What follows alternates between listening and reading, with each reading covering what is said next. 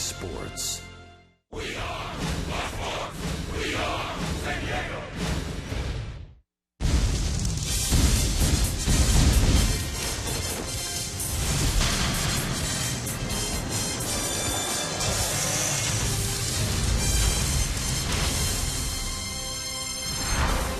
Early start on this Wednesday night at Petco, and Tyson Ross looking for his team-leading sixth victory of the season.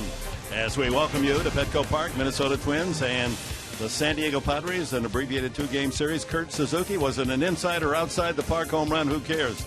If you're a Minnesota Twins fan, Suzuki with that home run last night, part of a 5-3 Minnesota victory. Jed Jerko, is his bat heating up? The Padres certainly hope so. His 21 RBIs do lead the Padres again this year. And welcome aboard, fans, with Mark Sweeney sitting in for Mark Grant tonight. We're pleased that you've joined us. Padres need to start a winning streak. What is it? It's a first day of the rest of the season. Why not tonight? Why not tonight? And they have to put that past them last night and then continue on today. All right, let's talk first about the pitching matchup. Phil Hughes, you better hit your way on. He hasn't walked a man in his last 4 starts. Yeah, very aggressive with the fastball. And if you watch Phil Hughes, he has a lot of confidence in his abilities. He left the Yankees, but this is also an 18-game winner in the big leagues. In 2010, racked up a lot of wins for the Yankees. This is a prized possession for the Twins because they need that ace, and he has that mentality. And you can see he is a strike thrower, throws a lot of fastballs tonight. It's a battle of 27-year-old starters. Hughes 27 and Tyson Ross also 27. And Ross, his last 7 starts for the Padres, get this, San Diego is 6-1. Yeah, Tyson Ross has been outstanding. And you talk to Darren Balsley, he says maturing in the game, and you can see the confidence in Tyson Ross. It is the changeup, it's the fastball command, but also that devastating slider. Struck out Joey Votto 3 times in his last start in Cincinnati. That shows you the confidence and the maturity of Tyson Ross. So swing and miss stuff for Tyson Ross against Phil Hughes, who just doesn't walk anyone. And who will be behind the plate tonight for Tyson Ross? Rene Rivera, always regarded highly for his receiving and defensive skills, but Rene Rivera has contributed with a bat this year. And Chris Button has that story when we come back.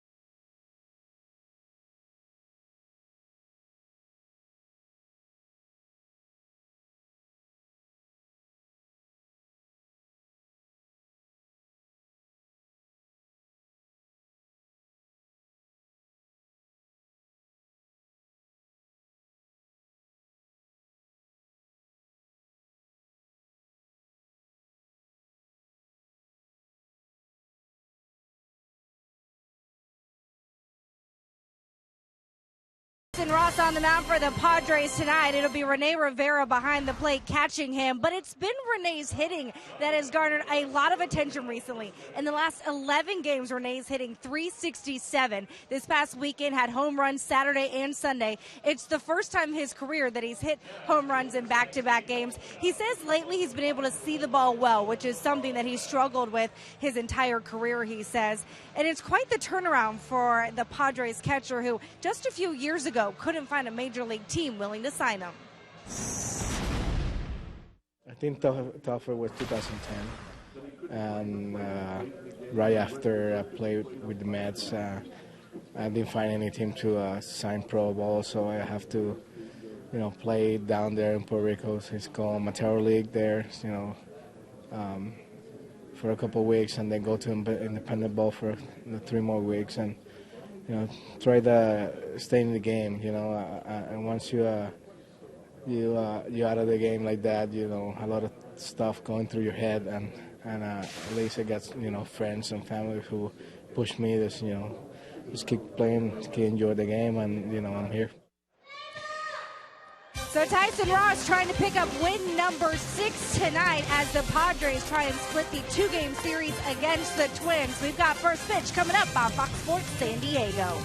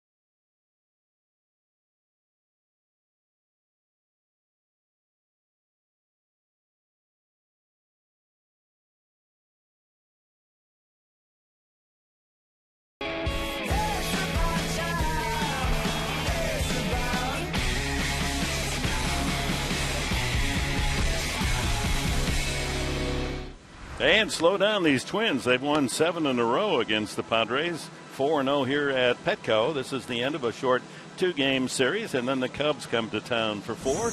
Here is the starting lineup for Minnesota tonight, brought to you by Mattress Discounters. Much the same as last evening, one change at shortstop. It's Dozier, Mauer, Plouffe. Parmalee homered last night. Suzuki inside or outside the park home run. Kubel.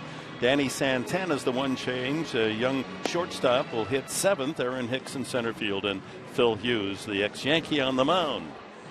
Let's take a look at the scouting report for Tyson Ross. And tonight, 2-strike slider success. He has had tremendous success with that swing and miss slider, but also trust your side work and let it play in this game. Do not go over your mechanics during this game. And by the way, Bert Blyleven was featured in our instructional in the pregame show. He's going to join us in the 4th inning. And pretty good advice there that he set up that curveball with the fastball, even right to he spun that curveball out of his hand. He was thinking fastball. Interesting. And it was devastating curveball, and he's spent a lot of time with us. And there's Bert Blyleven, Hall of Famer. He'll be with us in the fourth inning. You'll go over and join Dick Bramer on the Twins telecast. Here we go. First pitch is in there for a strike called by the crew chief Mark Wegner in his 16th year. Brian Dozier, what a leadoff hitter. 11 home runs, 25 runs batted in. 10-game hitting streak for Dozier. He grounds to short. And it's Cabrera across to Alonso for the out. One away, and the Padres defense brought to you by Aramco Mortgage. The outfield will feature Smith in left, Maben in center. Venable will patrol right field. Headley, Cabrera, Jerko and Alonso around the horn. Rivera behind the plate for Tyson Ross. That'll bring up a sensational Minnesota Twin, the native of the Twin Cities, Joe Mauer. What a local hero, state hero in high school. All-state in 3 sports, football, basketball, baseball. He had a scholarship to play football at Florida State. It was the #1 draft pick overall by the Twins. There are the men in blue tonight: Wegner, Fletcher, Siegel, and Muchlinski. You see Wegner, he called the no-hitter of Tim Lincecum here at Petco Park. And was honored to call the World Series as well last year at the end of the season. Now in his bio, he said the greatest moment was calling his first game behind the plate. A lot of passion, even from the umpires. There's that slider for a strike. Mauer seems to enjoy hitting against National League pitching. He has a 14-game hitting streak in interleague play, batting .344 against National League arms. 1 ball, 2 strikes. Yeah, look, Rene caught that foul ball. Shaking his wrist and seeing if it's okay, getting that feeling back. And umpire Wegner, there's that nice rapport between umpire and catchers when they take a foul tip. That umpire will take extra time and clean off home plate. Give Rivera a chance to gather himself. Works the other way when the umpire gets nicked. I mean, Rivera doesn't go out and clean home plate, but he'll go out and talk to the pitcher. Exactly right. This little courtesy that you got to have and the awareness in the game. Outfield playing Mauer to hit toward left center. Way outside, and the count runs out. You can see the shift with the outfielders playing over on the other side. Away, that's where he hits most of his fly balls. That's his power, that left center power. But a singles doubles guy. Payoff pitch. Left center field. Maben playing it just right. Has to slide as that ball was dying. Boy, it nosedived. And he did not make the catch. Had to trap it out there. And Mauer has a base hit. So Maben breaking on the ball appeared to have a play. And then the ball just nosedived in front of him. Yeah, he looked like he had a beat on it. And it goes down off the left-handed bat. It has that tailing action that goes away from the center fielder. I thought Cameron Maben saw that ball off the bat. 201st interleague hit for Mauer, who now has a 15-game hitting streak against the National Leaguers. Trevor Plouffe, the third baseman, had a couple of hits last night, a RBI single and a key double that led to the tying run in the 6th inning. The Padres had claimed the lead 3-2, and Plouffe and company came right back to tie it and went on to a 5-3 win.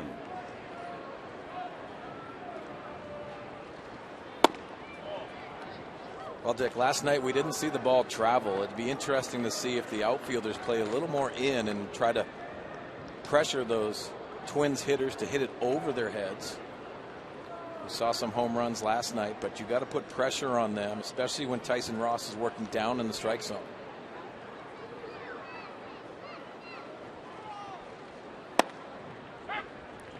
That's in for a strike. Plouffe lining that single up the middle to drive in a run early. And then the double that set up the tying score in the 6th inning. 18 doubles, leads the American League. A doubles machine. Swing and a miss, and that's the first strikeout as the slider gets Plouffe.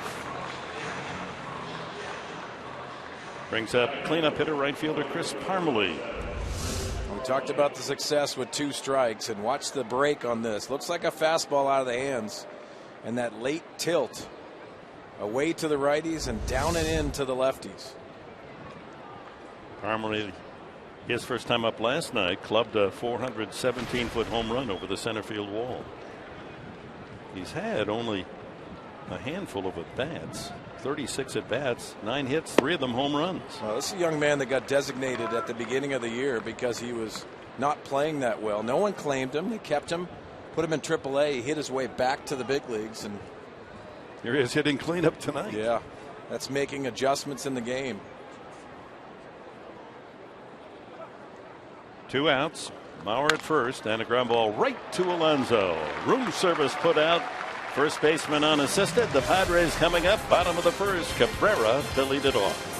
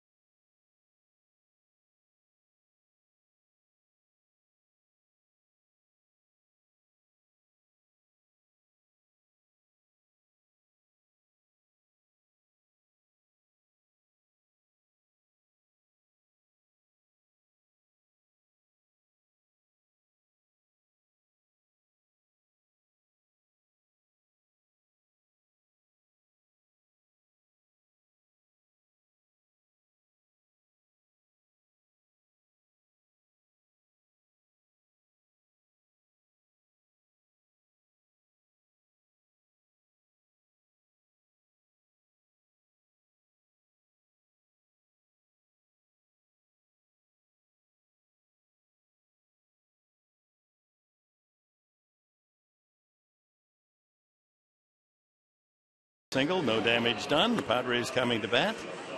And a check of Buddy Black's lineup tonight. Brought to you by Toyota. Cabrera, then Smith moves up to the 2nd spot in the order. Chase Headley hits 3rd. Yonder Alonso in the cleanup spot. Then Jed Jerko, Will Venable, Cameron Maben bats 7th. Rene Rivera, and then Tyson Ross. Now the scouting report on the pitcher Hughes, and here comes the heat. A lot of fastballs from Phil Hughes, and also no free passes. Last 5 games, 0 walks. In his 8 starts on the season, only 6 walks. Swing the bat. Hughes from Southern California, born in Mission Viejo, went to high school in Santa Ana. Drafted in the 1st round by the Yankees 10 years ago.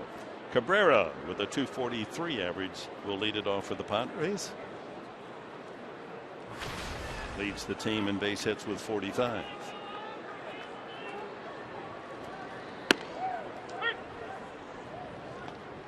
First pitch fastball at 91. That's an amazing. In the last 4 starts, Hughes has not walked a single batter. Yeah, very aggressive with the fastball. You can see it right there, not on the edges, and you'll see some pitches right down the middle and elevated at times. Be interesting to see the amount of foul balls tonight.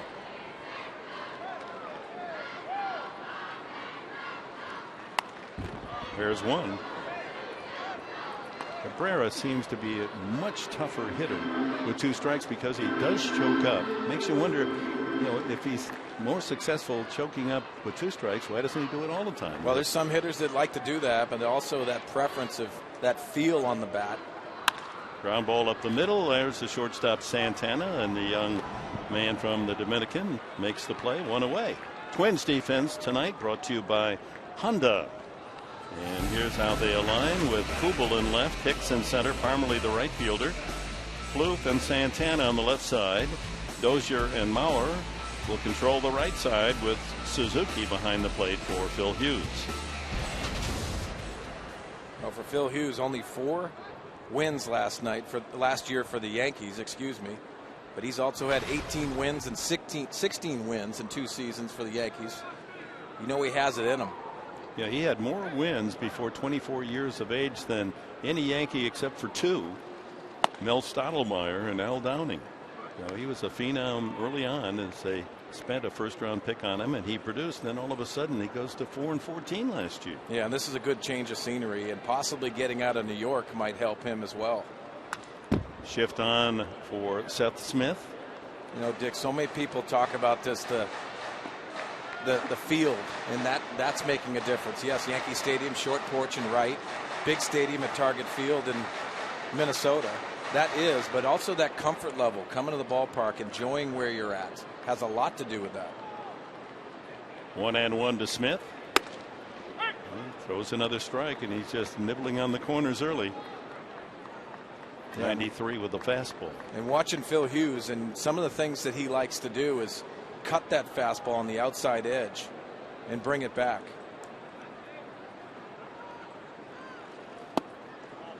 Smith enters the game as the Padres' top hitter and one of the best in all of baseball here in the month of May. His average at .325. Last 30 games hitting .361. Smith. And he has another base hit. Beats the shift right up the middle. And the Padres have their first base runner tonight. Just good hitting, and you can see that cutter on the outside edge. Starts off the field, off the plate, and comes back. Watch to get the foot down, and then the barrel stays through the baseball. It's the reason why you have success when you get out in front, continuing that barrel through the baseball. So a 1-out single, and here's Chase Headley. Headley with a double last night to ignite a 3-run 5th inning for the Padres that overcame the early 2-0 Minnesota lead. But the Twins would tie in the next inning and went on to a 5-3 win.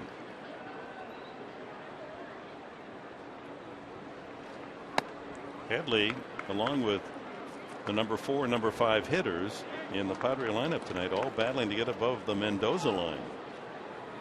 Be nice if they all got hot at the same time. Yeah, and you talk about pressure for Bud Black. Having those guys in the middle of your lineup was struggling. It's consistency, and as a manager. Just missed that one high in the air to center, where Hicks waits for it to come down. 2 away. Well, our keys to the game tonight brought to you by the Honda dealers of San Diego County. Well, Dick, fastball success. Talked about Phil Hughes loves throwing the fastball, and early support for Tyson Ross. Everyone's a different pitcher when you have that backing of offense. Well, support has been a plus for Ross. He's received more runs than any other Padres starter by a bunch. San Diego averaged 5.5 runs per game when Ross is on the mound. He hopes that'll continue. Overall on the season, averaging just in the 3s a game. Alonso at 193. Just missed 2 last night, 2 home runs. He drove the ball right to the wall twice. Fly ball to right. Coasting in under it is Parmalee, and that'll do it for the Padres in the first. We're underway at beautiful Petco Park. No score.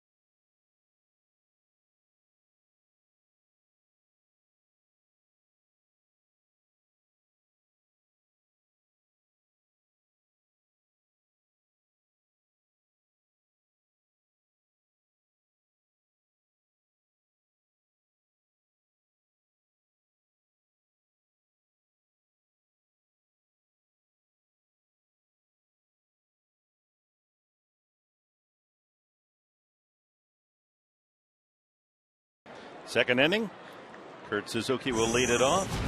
2010, these two managers were honored as the respective managers of the year. American League Ron Gardenhire, Bud Black for the Padres. Gardenhire is now 56, and so is Bud Black. I think the common denominator for both of those skippers is the communication and what they have with their team. 13 years now at the helm for Gardenhire, and Bud Black celebrating his 8th season as the San Diego skipper.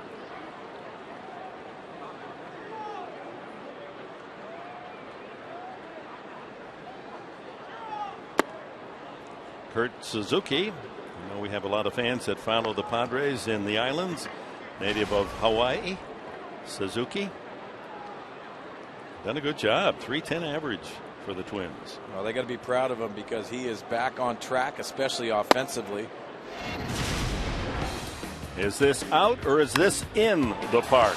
Well, the umpires called it in play, but on replay, it looks as if the ball was out of the park. Didn't matter. It's a home run, no matter how you cut it.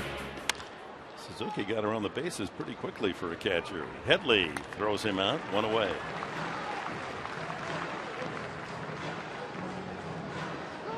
Brings up left fielder Jason Kubel. Well, Dick, if you look at these Twins lineup, you know, the thing is they have their strengths and they stick to their strengths, and that's what they've done very well. And you talk to Tom Bernansky, the hitting coach for the Twins. He stresses that. Go after and attack your zone. You saw Kurt Suzuki last night. There's Tom, Poway resident. But he talks about going to your strengths, and Suzuki down and in. That's his strength, and you saw the home run last night. Kubel has 1 home run, power hitter, .263. Second turn with the Twins. A couple years in Arizona. Shift on. 1-1 the count.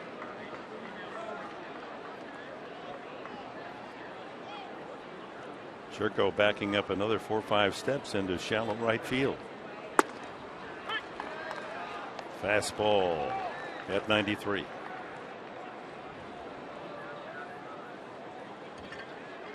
Well, the Twins have a chance to gain a full game on the leaders in the American League Central. The Tigers lost today on a walk-off balk. Al Albuquerque balked in the 13th inning, and Cleveland beat Detroit 11-10. They started today, Minnesota 6 behind the Tigers. Padres are 7 back of San Francisco in the NL West. Full count to Kubel. Another 13-inning game today in Chicago. The Cubs now on their way to the West Coast. Pulled foul. I don't mind that. Now here is Albuquerque with a little twitch. Watch the reaction of Rayburn.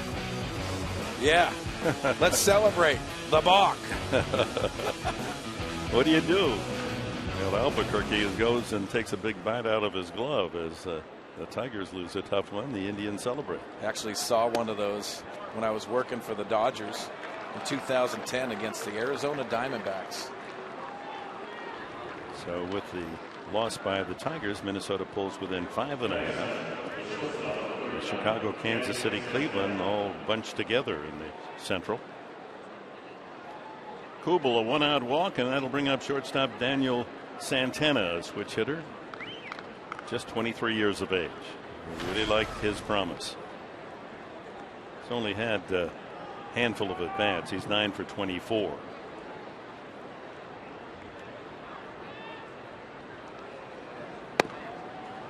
Well, they like this young man. They say he could be the shortstop of the future.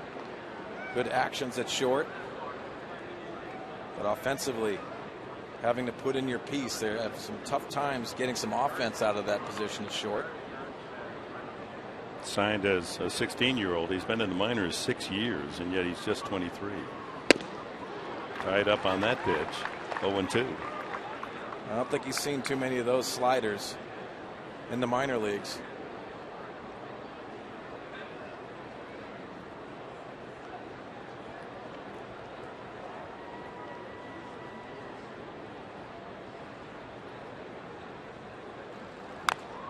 Fouled back to the home plate screen. You know, Dick, that was always the weird thing when you came up and you saw the velocity. Everything was bigger and you dealt with all the emotions, but then the breaking balls came out.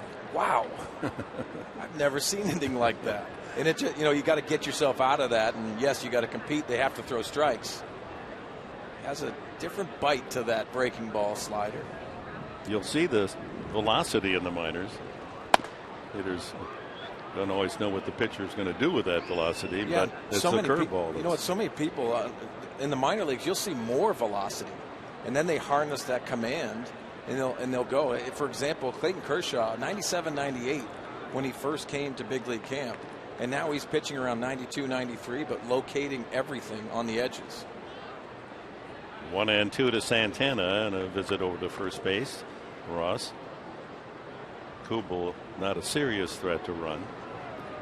Some of those uncomfortable at bats in the minor leagues where they buzz your tower with the fastball and just trying to crank it up. So many of those young pitchers want to show the velocity and show that peak velocity, especially the guys that are watching them. Swing and a miss, and that's the second strikeout for Tyson Ross.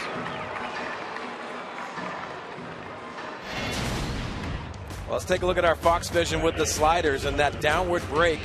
Joey Votto struck out 3 times in the last start in Cincinnati. You can see it comes out of those hands as a fastball look and then dives down. Awkward swings a lot on Tyson Ross, and you can see that last one to Santana has that downward, down and in break almost to that back foot. That slider has produced 48% swings and misses. Big cut by Aaron Hicks. Strike one. Fastball. Well, that's amazing right there. Swings and misses on the slider. Anytime you're in the same wording as Jose Fernandez, and yes, he had Tommy John recently, but that slider was wipeout. Strike two. Fastball at 92. Just eased out of his hand. Good movement on the fastball tonight. You can see in the last pitch that two-seam action going away from the left-hander.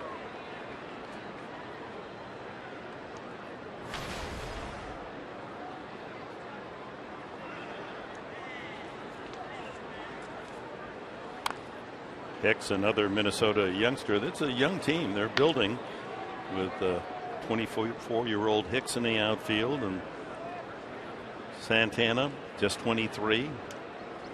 Dozier's 27. So is Plouffe. Parmelee 26.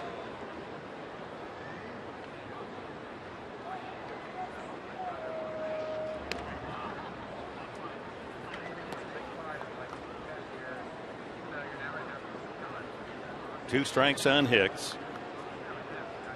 Ross trying to pitch around a 1-out walk to Kubel. Second inning, no score. Early game, late arrival of a lot of fans tonight. There goes the runner. The throw by Rivera is not in time. Kubel able to pill for second. That's an element of surprise from the veteran. Well, with 2 outs, why not? And Rene Rivera throws a good strike, but just on the shortstop side of second base. Everett Cabrera puts that tag on, and out comes Bud Black. First steal of the season for Kubel. Looks like he got in there, but Black has been very successful in challenging plays at second base. Was right on 2 challenges at Colorado in the first inning on Sunday. What's your call there? Out or safe? Well, there's Dave Roberts, the bench coach of the Padres. He is relaying a message from the video guys up in the clubhouse. And a good slide by Kubel on the outside part of the bag. Looked like one of those too close to call. And why not save your challenge, especially with 2 outs? Rely on Tyson Ross to get out Hicks. 1-2. Drives him off the plate with an 87-mile-an-hour slider. Pitcher on deck, Phil Hughes. Obviously is an American leaguer with the Yankees and the Twins. Not a lot of at-bats for Hughes. In fact, That's true of the entire pitching staff here of the Twins.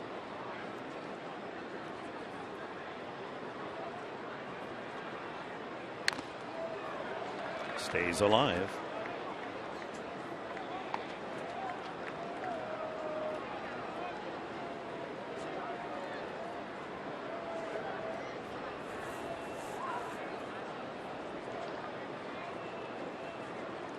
Yeah, the Cubbies had to play 13. It was a heartbreaking loss for them. They led the Yankees 2-0 into the 9th innings. Samardzija 4 singles in 7 innings. He doesn't get a decision. Yankees tied it in the 9th and won it in the 13th. And Ross there to field and flip. And that's it for the Twins in the 2nd. Jet Churko will lead off things in the Padre half of the 2nd inning with Venable and Maven to follow.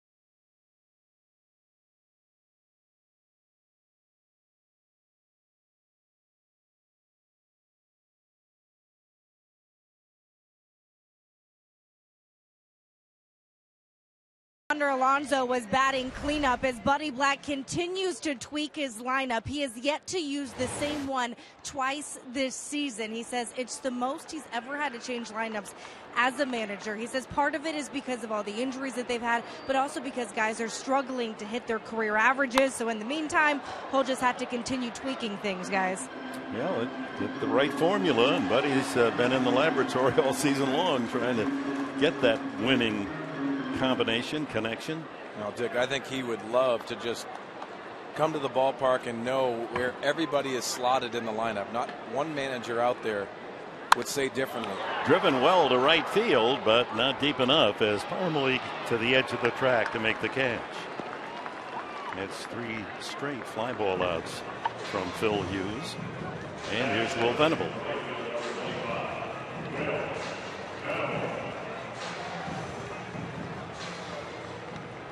Venable right at 200 on the season. I see Phil Plantier there. He always preaches, especially with guys with a lot of fastballs, try to set your highest point of your strike zone. You'll hear some different terminology, get the guy down. Well, he talks about where's your highest point. All right, pop-up coming back of home plate. So many different styles in the game, so many different swing paths, so many different wordings coming from hitting coaches and how you're going to relay it. I think the good ones have a lot of different terminology to talk about. That's why you see the 2 hitting coaches' philosophy. Hit well to left field, giving ground Kubel a line out off the bat of Venable. Our cold hard fact is brought to you by Frost Brewed Coors Light. Phil Hughes, first round pick of the Yankees, 23rd overall. The 22nd pick of that draft. was used to pick Glenn Perkins. We saw him last night, their current closer, with 13 saves to lead the American League. So the Yankees took Hughes. The Twins took their closer, and we saw him last night, Perkins.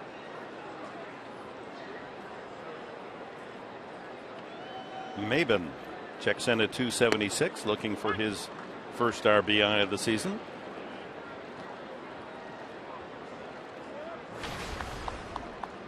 After a disappointing failure to bunt last night, I think this man is more than motivated tonight to do something special. Good point. But he falls behind on the count, 2 strikes. Hughes pours in a 94-mile-an-hour fastball. Fastball away. Ripped up the middle for a base hit. A 2-out single off the bat of Cameron Maben, and that'll bring up Rene Rivera.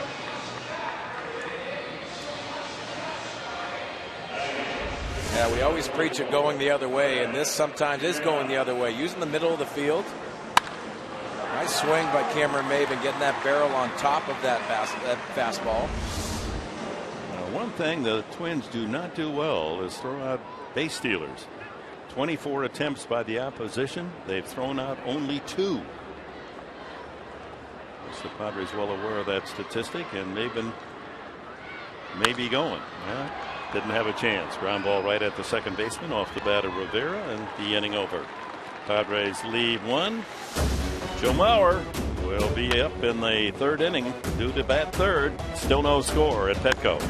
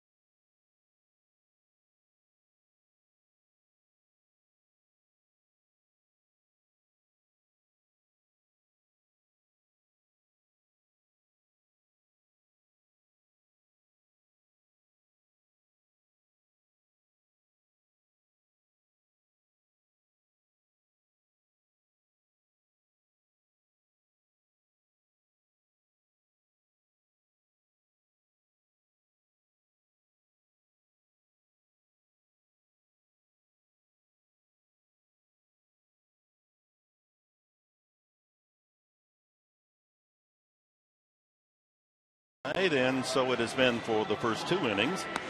Phil Hughes and Tyson Ross no score to the 3rd. Well, Saturday, a full day of MLB action, beginning with the Rangers and Tigers on Fox Sports 1. Then it's the season premiere of Baseball Night in America on Fox. Cardinals battle the Reds, or the Royals and the Angels, or the Nationals against the Pirates. Our MLB doubleheader begins Saturday at 12:30 here Pacific time on Fox Sports 1 and continues at 4 p.m. Pacific on Fox. Fox is going to be presenting the All-Star game from the Twin Cities and Target Field in mid-July. 3rd time that Minnesota has hosted the baseball All-Star game. Pitcher Phil Hughes. And the count is 1-1. Yeah, he's getting a lot of action on that 2-seam fastball tonight from Tyson. Dozier the leadoff man, and then Mauer to follow here in the top of the 3rd.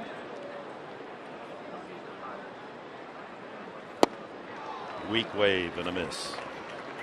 Fastball.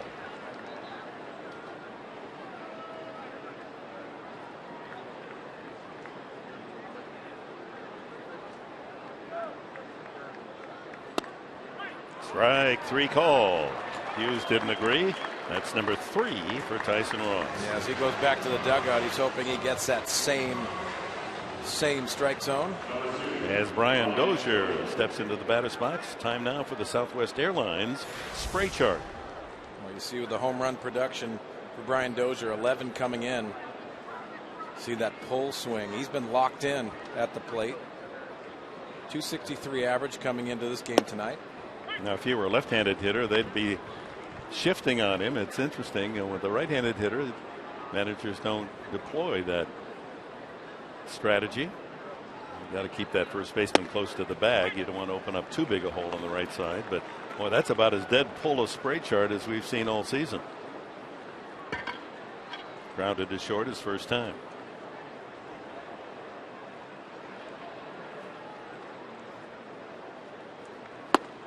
Swing and a miss, and another strikeout for Ross, number 4. Yeah, he's not picking up that slider.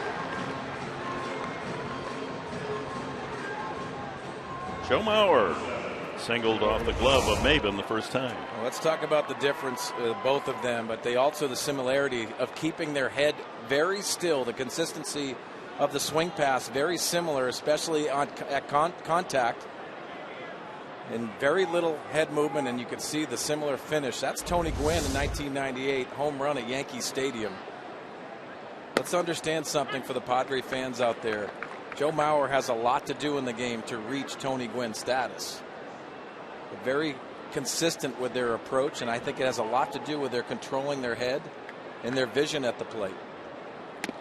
A career .324 average for Mauer, the best in baseball of active players. Had a single and a couple of lineouts last night, 1 for 4, and a single tonight.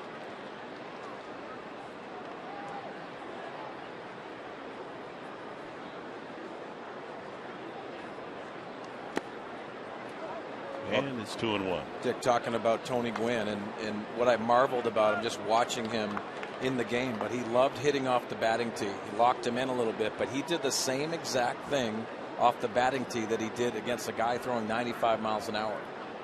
And that's very difficult to do. Ripped to right, and Venable able to chase it down. Another line out off the bat of Joe Mauer. Middle of the third, no score.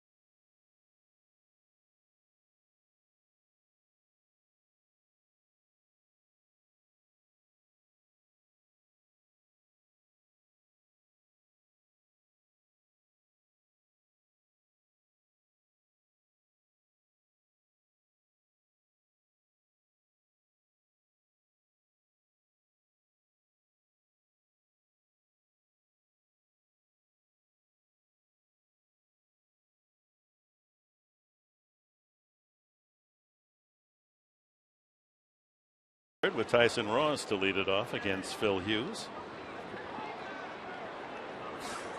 No score. Padres with a base hit in each of the first 2 innings. A single by Smith in the first, and Maben with a single, both up the middle. Ross has 1 hit in 16 tries this year. Not a bad hitter. He had to adjust, of course, his swing after dislocating that front shoulder, hitting a ball off the wall in Dodger Stadium, and late swing there sends a bullet into the crowd. hopefully second time through the order after Tyson Ross. You'd see the Padres a little more aggressive on that fastball. Looks like Hughes is just rearing back and throwing that heater. You talked to a lot of the guys in Minnesota, and they said one of the starts against Detroit, which is a fastball hitting team, only 2 breaking balls the whole game. What? That's amazing. Ron Gardenhire understands that he's got an aggressive pitcher with a lot of confidence on the mound. And yet he's not overpowering with a fastball. He just obviously spots it. He keeps it out of the heart of the plate. Yeah, no curveballs tonight. But that speaks volumes. You talk about the Detroit Tigers, and possibly, other than the Colorado Rockies, probably the best offense out there, top to bottom. And they have the best hitter on the planet, Miguel Cabrera. There's a breaking ball in for strike 3. First strikeout for Hughes. Well, tonight on Fox Sports San Diego, catch a special Charger Girls edition of Chargers Insider. Go behind the scenes and experience the tensions leading up to the final cut. Find out who becomes a 2014 Charger Girl tonight after Padres Live on Fox Sports San Diego. A program note not recommended for viewers with cardiovascular problems. Hubba, hubba. I just picked up my cardio. Ryan Dozier is grounded out and struck out. Then Mauer lined out then the last inning, and now Trevor Plouffe.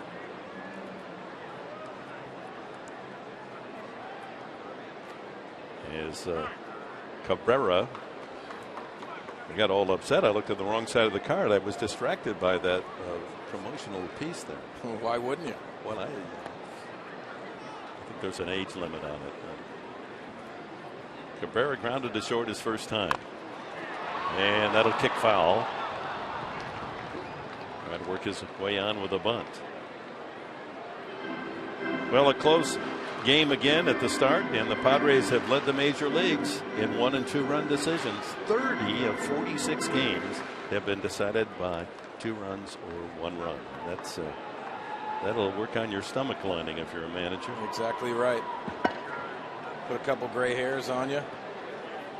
But Bud Black understands this is the way this team is built, to play those 1-run games and get it to the bullpen. But offensively, picking it up just a tick to get that consistency and give Tyson Ross a couple runs to work with. Broken bat. 1-2 the count.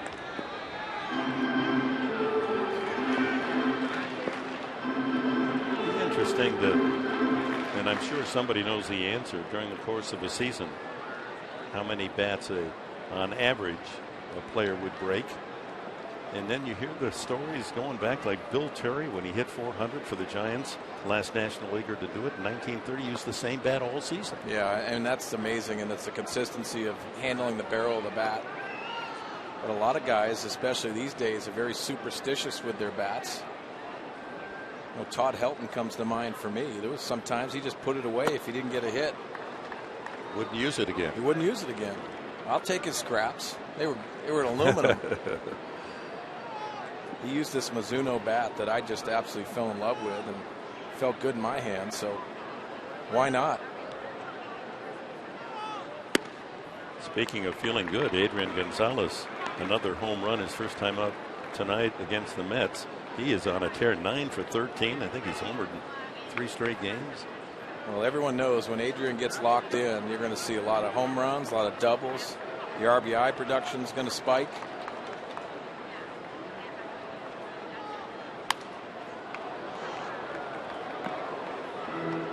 Cabrera stays alive, full count. My goodness. Hughes possibly walk a man? I'd like to see it. 1 walk in the last 5 starts, no walks in the last 4. Fly ball to center. Padres hitting a lot of fly balls. And that's 2 away as Hicks puts it away. Brings up Seth Smith.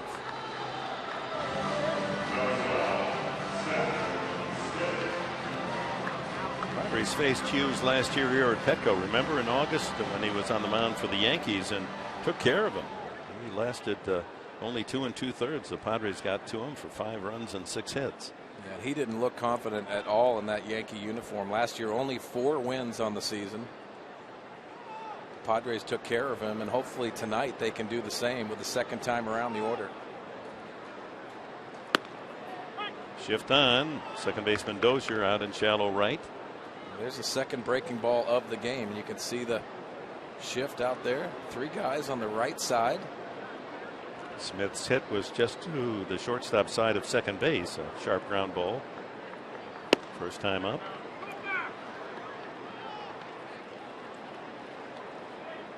We talked about knowing the top of the strike zone. Did you ever employ that sight line? Well, I actually like the theory of trying to get the ball down, but try to get those guys that would lower that fastball, because when the velocity was down, you felt comfortable about dropping the barrel on it. So that was my thought. But whatever works, and it's like I said, Dick, it's terminology and what gets to the hitter. But recognizing where that top of the zone is very important. I understand the terminology from Phil Plantier. 1 ball, 2 strikes now on Seth Smith. 2 outs. Bases empty here in the third. And you can also see the breaking balls to Seth Smith, the hottest hitter on the Padres. A lot of fastballs to everybody else. Saw first curveball to Tyson Ross for the strikeout. The 2 curveballs this at bat.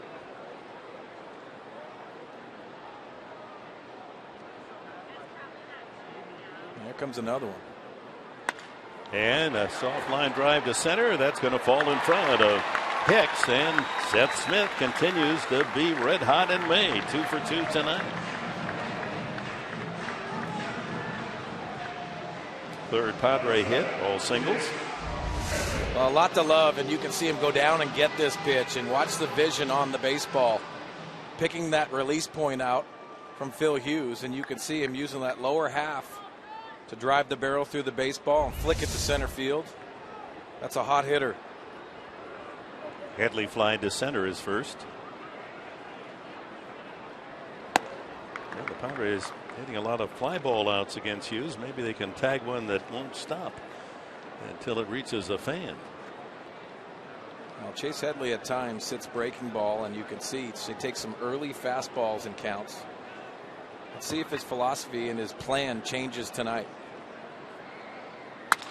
Broken bat looper over short. That'll fall for a hit.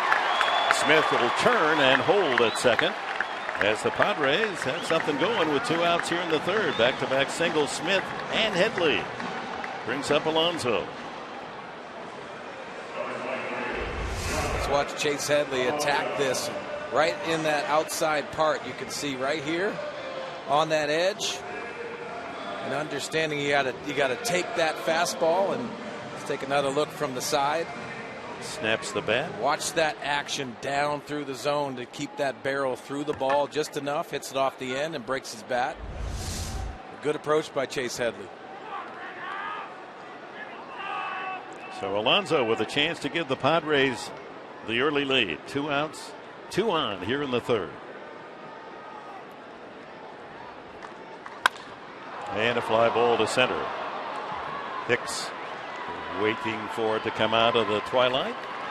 And another fly ball out. Padres leave 2. Coming up, Hall of Famer. One of the all-time great curveballs possessed by Bert Blyleven. He'll be with us.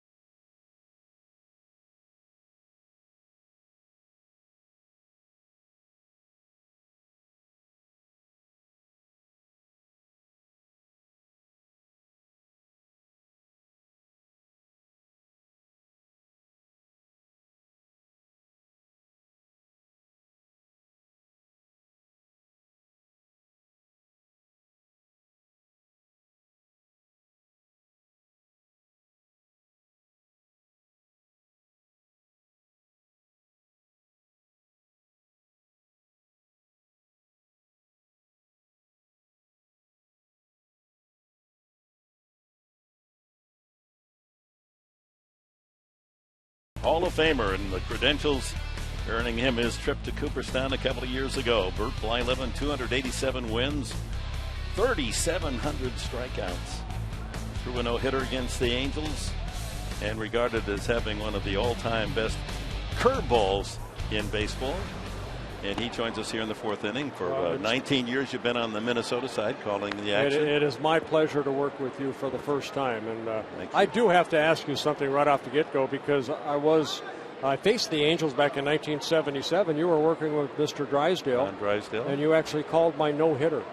I have a cassette tape of the last 3 innings. That's all I have to prove to anybody that I ever pitched a no-hitter. Did I get the final score right? Yes, you did. We won 6-0. Thank you very much. I appreciate that. I've admired you over the years, your longevity and your knowledge of all sports. Yeah, thank you. And it's an honor for me to work with you. All right. Ground ball to short to start things as Palouf taken care of. I got to tell you one thing in this ballgame. Both guys are attacking the strike zone. Ross has been very impressive. A lot of ground ball outs. Well, that already. slider is hit. You saw the statistics, swing and misses on the slider. You know, he reminds me a little bit, and I'm not going to put him in that same class as Jim Palmer. He's 6'5". Jim was about 6'3", 6'4".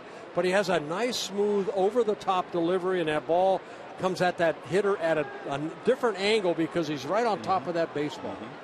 That downward plane, and then that slider that he starts about belt high out of the hand, and it looks like a fastball, and it just dives out of sight. And he's doing a great job of getting strike one. You see, almost Jim Palmer, like, stay back, land with that flat leg or that foot right there. Don't, land on your heel. Let your body and your arm work out front. He's had a lot of success here at Petco Park since he put on that Padre uniform. That was a great deal made by Josh Burns, acquiring him from Oakland. Everyone knew he had great stuff, but wasn't in command of it. And with Darren Balsley, the pitching coach, I don't know if you've met Darren, but everyone raves about what an outstanding tutor he is for the pitching Well, staff. there's so many different little things that a pitching coach can tell a pitcher. You have to look at the individual. What is his strengths? And right there, stay back, stay tall, and then create that downward plane with that nice breaking ball. Very nice pitch. Well, that master of the curveball, and we enjoyed your instructional on Padres Live, the pregame show. Look at that dive, and that's not his best one. No, like he struck out Santana. That's his best one right there. Parmalee goes down swinging. 5 strikeouts for Ross. Straight over the top.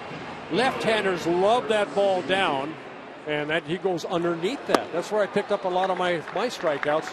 On left-handed hitters, you throw that curveball underneath their swing. Brings up Kurt Suzuki. Did you have that in or out of the ballpark last night on the home run by Suzuki? We had it actually. We were watching a second base umpire. Yeah. And that was Andy Fletcher. And he kind of signaled, like Ball's the ball's in still play. in play. And Suzuki kind of rounded second base, kind of slowed down.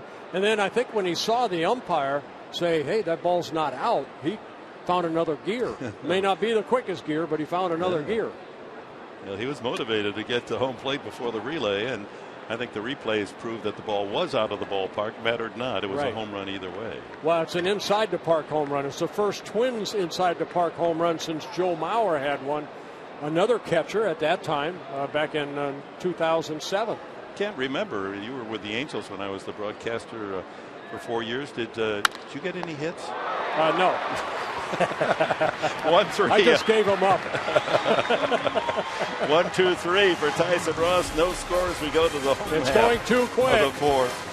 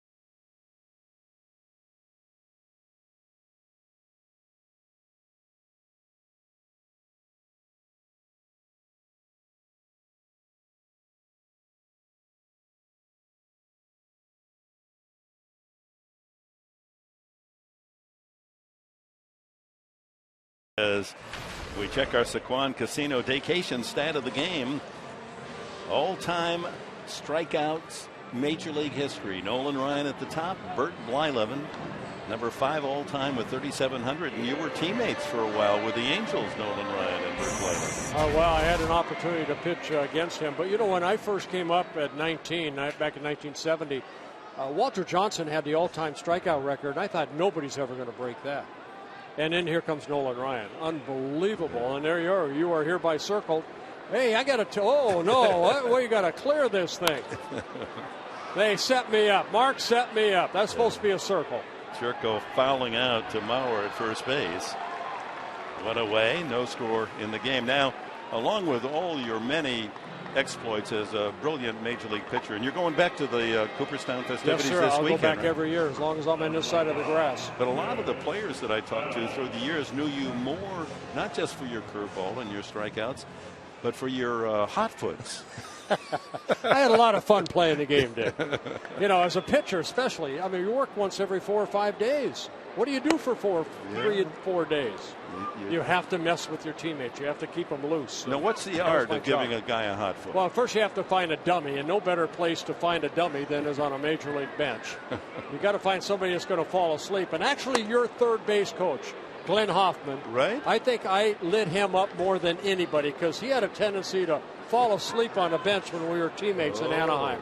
Expose of Hoffy. Huh? Hoffy's a great man. He's a great man. I love that man. He was a great teammate. So he had to find a spot where he could slip the venerable. Well, I just did it with just a lighter, but kids do not do that at home. He was picking up a strikeout, his second strikeout of the ball game. There's Mark and Dick. Dick Kramer, the play-by-play announcer for the Twins. Yeah, Dick, we've been together now for 20 years. I feel sorry for him. He warned me. I won't give you a hot foot, though. No, you'll notice my shoes are over on this side. I wasn't going to get close to you. So you're going back to Cooperstown. And, yes, it should be a lot of fun with 6 inductions going in with, Greg Maddux and Tom Glavine and Frank Thomas, and then the 3 managers and Torrey and Cox and La Russa. That's a great class, isn't it? Who did you go in with? I went in with Roberto Alomar and Pat Gillick. Right. Again, it's an honor to represent baseball in the Hall of Fame. And if anybody out there, any viewers, have never been to Cooperstown, it's a small, quaint little town. And I know, Dick, you've been there. Mm-hmm. You have to come. And even though it may not be the Hall of Fame, just come and look at baseball history. They've been 2 for 2, as we mentioned at the very start. Certainly motivated to atone for his failure to sacrifice last night. He was very disappointed with himself. Now, all the hitters that you faced, now you won a game before you were 20 and you won another game after 40. How about that? There's only a handful of men in Major League history to do that. Give me a couple of guys that you just said, can I get him out? Ron Kittle comes right off the top of my head. He owned me. Really? Wherever he lives, I paid for half of his house. Okay. Another second baseman for the Indians that when I would play was Jack Brohammer. I had a tough time against him. Jack Brohammer. Yeah, I mean, he probably hit 6 career home runs, probably 4 off of me.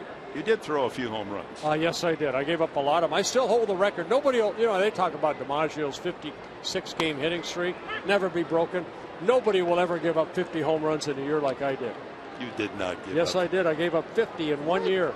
And I led the league in innings pitched, and I won, I believe, 17 ball games. But we were at the Metrodome. I had Herbeck and Puckett and Gaetti and Bernansky, hitting for me. Why walk them? See how far they can hit it. I didn't realize they'd hit it that far. I gave up 50 1 year. I gave up 46 the next year. 96 home runs, and I won 32 ball games, and I led the league in innings pitched. There's a message. Both years. So, those strikes. I didn't walk a lot of guys. Those couple of years I worked on my loan pitch, where I just kind of loaned it out to the hitter. I didn't realize they'd give it. I made a lot of fans those couple of years. You loan and they deposit. And they deposited, yes. Well, it's been a great life for you. And what a story. A man that was born in the Netherlands. What age did you come to the States? We were 6 years old. I was 6 years old when we came to the United States. And your dad loved baseball or not? No, he became a Dodger fan. He listened to Vince Scully, and he loved Frank Howard. And it just so happened my first Major League game, I pitched against the Washington Senators. Dick Williams was the manager, and Frank Howard was hitting third in that lineup. He went 0 for 3 against him, and after the game, we didn't have cell phones back then, so I called my dad. We won the game 2-1. Lee May, the first batter I ever faced, hit a home run. He had heard about it when I called my mom and dad after the game. And my dad, of course, he's in his Dutch accent. He said, "Well, how did Frank Howard do against you, son?" I said, "Dad, 0-3, and I struck him out once." He hung up on me. My Frank, dad wanted Frank Howard to take me deep. Boy, he was imposing. You didn't want to throw that ball too far outside because he'd hit that line drive right back through the box. Yes, he would. And what a gentle man he was too. I got to meet him over the years, and what a great man. He had a great career. It's a great game, isn't it? Oh, I love this game. I'm so fortunate to play as long as I did, 23 years, but now getting the opportunity to watch it night after night, there's no better game in the world. And Rene Rivera goes down swinging. The Padres gone in the fourth. It did go too fast, Bert Blythe. Sure did. My pleasure. Maintain your passion, will you? I will try to, yes. Thank you. And you too. Hall of Famer Bert Blythe. Our pleasure to have one of the greats with us here on Fox Sports San Diego.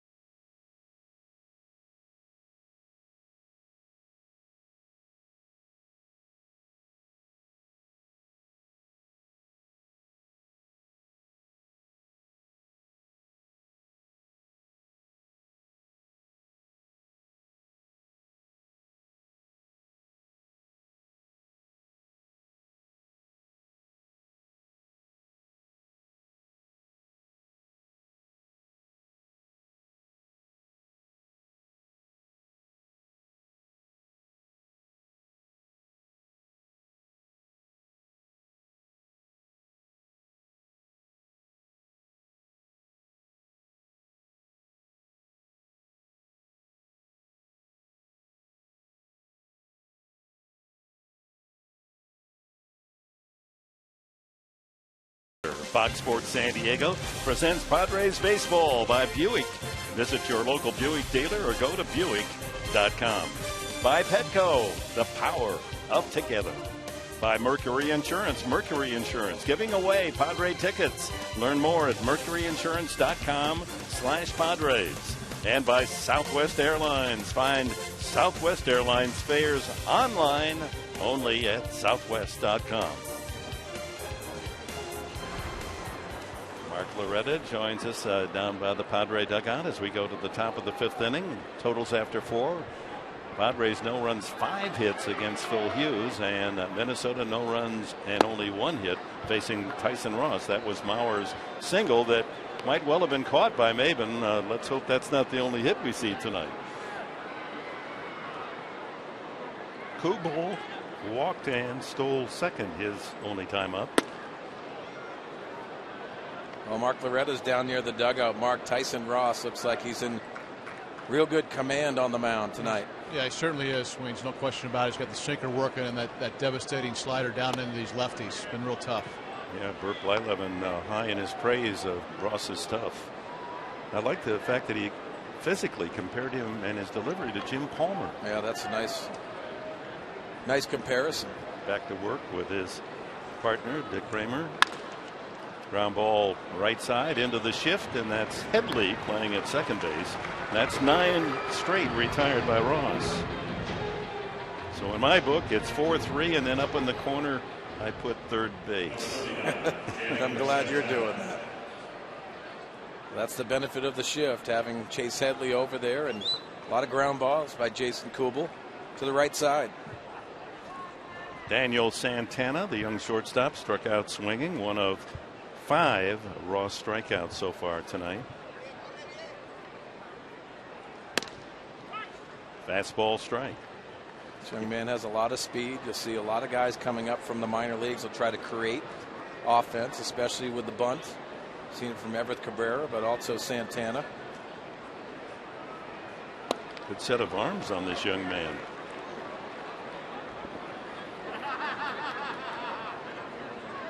Those aren't the long, lean, lithe arms of a middle infielder. He's got some forearms on him. Doesn't do him any good there. Ooh, what a wicked slider that was. Another strikeout, number 6. This is a devastating slider down and in. And you see awkward swings. Time now for you to tweet your photo using hashtag SDFanPhoto. Chance to have it shown in an upcoming telecast brought to you by AT&T. 2 outs to Aaron Hicks, who tapped to the mound his only at bat. Just 2 base runners, the single in the first inning, Mauer off the glove of the sliding Maben in left center field, and a walk to Kubel in the second. 10 straight retired since.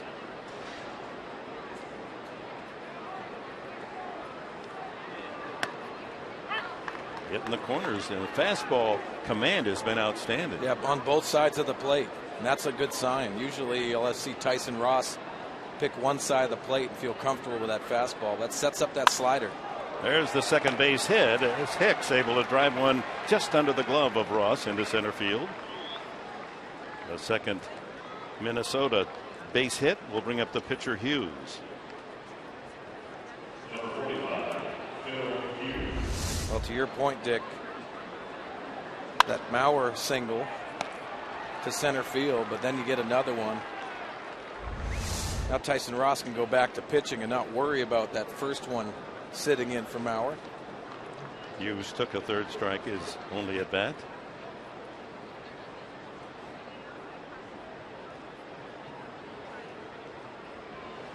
Hicks with good speed, but it doesn't figure that Gardenhire is going to send him. You don't want him to get thrown out. Then Hughes has to open the next inning. Now, good effort by Tyson Ross falling to that first base side, and he was upset he didn't catch that.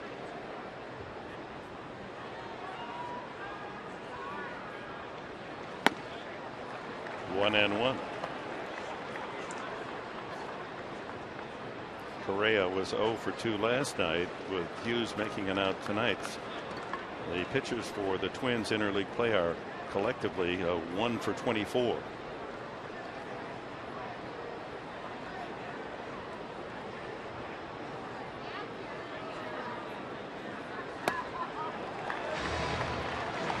Yeah, no mercy on the opposing pitcher. Gave him a taste of that wicked slider. Well, he threw him a breaking ball to strike out Tyson Ross. Why not give it back to him? Strike away from 7 punch-outs tonight.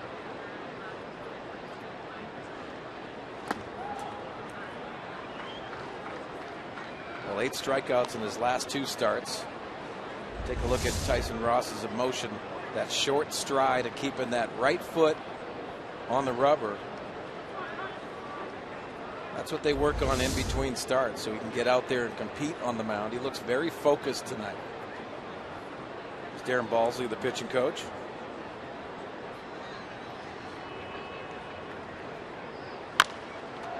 Smothered foul.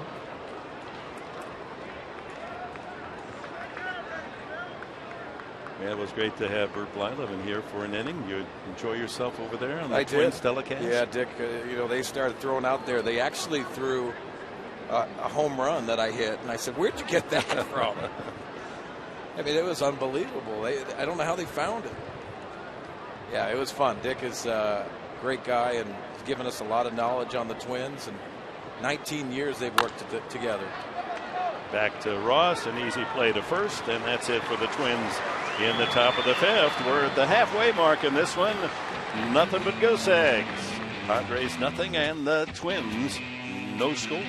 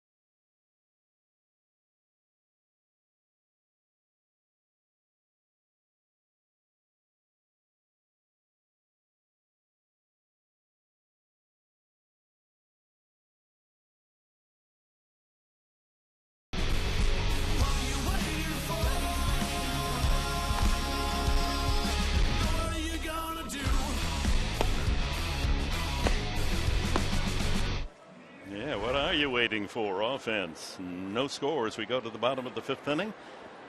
Padres have had a hit every frame against Hughes, a total of 5 singles. Strike out Ross the first time up. Then it'll be Cabrera and Seth Smith. Smith and Cameron Maben with a pair of hits to lead the Padres. They've had only one man reach scoring position. That was 2 outs in the 3rd. Smith and Headley back-to-back singles, and Alonso flied out to end the frame.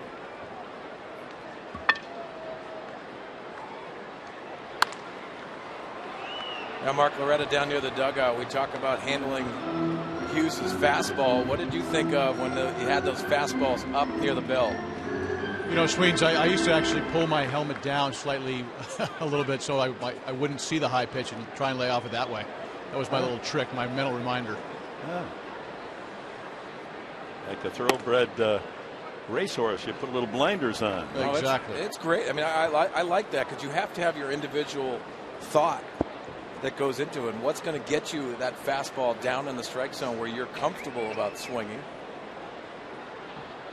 Yeah, as you know, Sweens, that ball, belt high or above, just looks so tempting. But at that kind of velocity, it's pretty tough to get on top of. Yeah, it's that four-seam action, too, that almost has that late life that you have a tough time getting the barrel on top of it, isn't it, Mark? Absolutely, yeah, no question. You either got to tomahawk it or lay off it.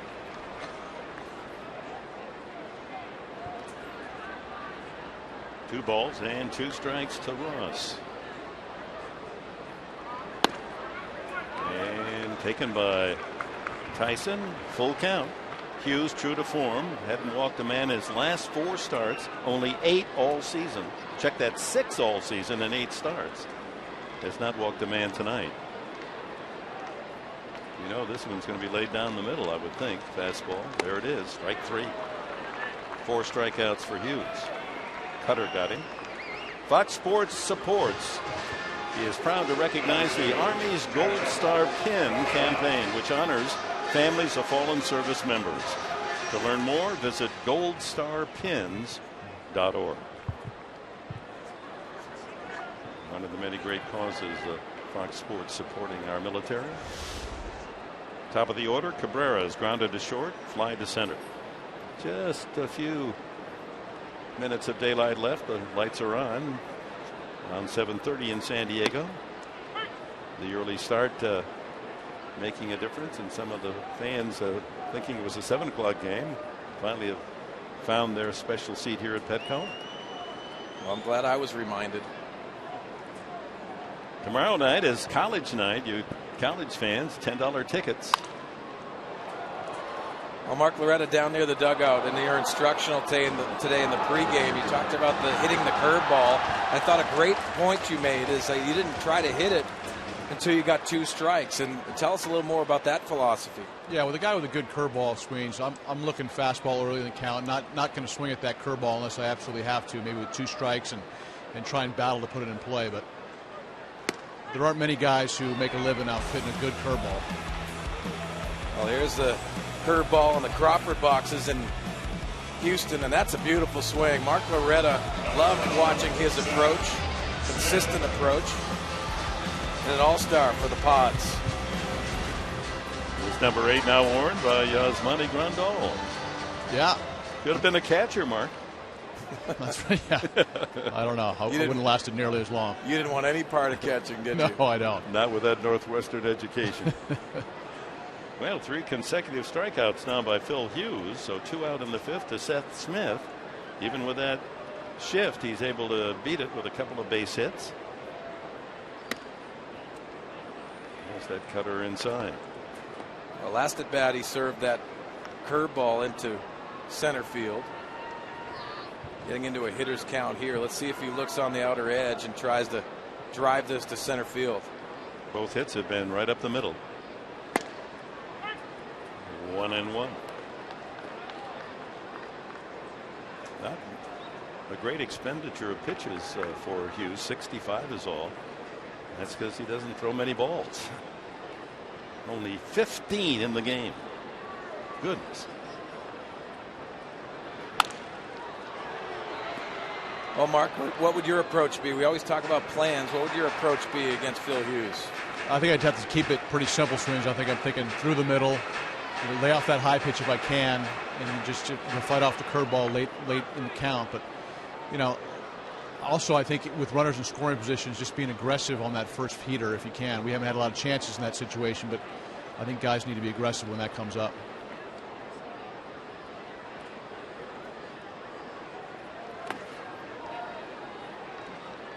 Off speed in the dirt. 2-2. Well, you can see him trying to create against Seth Smith with that consistency that Seth has had.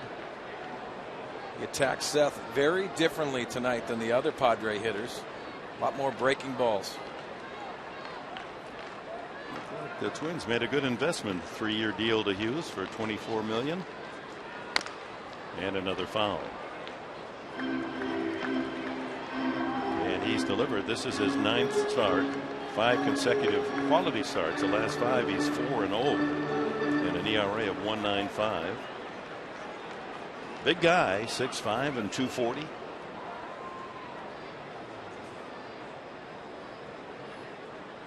And playing near home, growing up in Orange County. Well, you know why he was a first-round pick. You look at the lower half. I think that's what you look at to have a horse and that #1 starter. That's what the Yankees thought they had in Phil Hughes. Fly ball jammed him and into right field to Parmalee for the out. Padres go in order. 5 in the books. No score.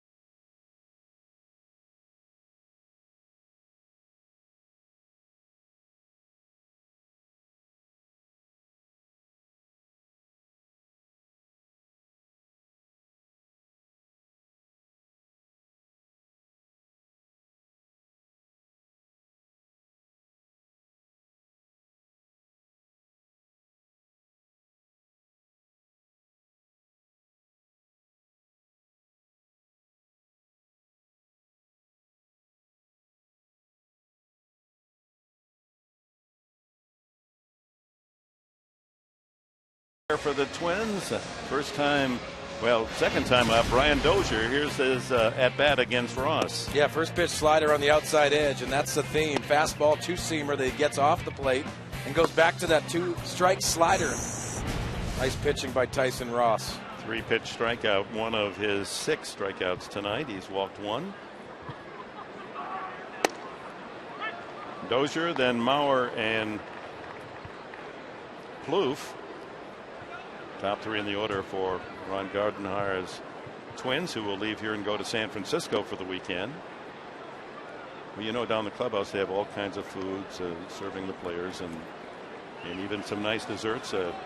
Chocolate mousse. I understand that the Twins clubhouse, they found much of that chocolate mousse was gone, and they said was the Plouffe in the pudding. Oh yes, sir. Yes. Yeah, the Plouffe in the pudding. Yeah, they caught him. 2 hopper to Headley at third. Tapioca for Plouffe. Dave and his staff in that visiting clubhouse do a great job. And let's take a look at that pitch by pitch. You can see that 2-seam action really working tonight, especially backs off, and Dozier tries that fake bunt, and that slider success giving fits to Brian Dozier tonight.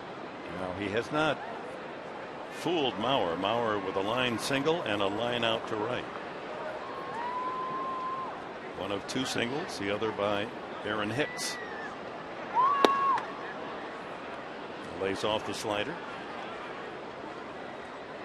I think when you talk about hitters like this, and Mark Loretta can chime in on this, especially with Joe Mauer, you have to change your patterns with the consistent hitters out there. What do you think, Mark? Absolutely, Sweens. You saw the first pitch. I mean, Joe Mauer just kind of spits on that slider. Mostly all the other hitters have been swinging over the top of that. That's the difference between him and mere mortals. And Mark, you had a similar approach. You controlled your head too, and I think that added to your consistency as a hitter. Yeah, I try to keep my head still as much as possible. Thinking is that if you move your head too much, then your eyes will move and it'll be tougher to hit. So it really felt good for me to try and keep those eyes down on the whole time. 2-1, the fastball strike zone right at the top. And comes back with another fastball, 2-2. You know, I've noticed tonight, guys, you can really see the benefit of Rene Rivera's framing of pitches. There's been a lot of borderline strikes, and Rene's gotten most of them. Yeah, that glove you can see does not go down when he, especially that 2-seamer. He'll bring it up into the strike zone. He's very strong with his hands.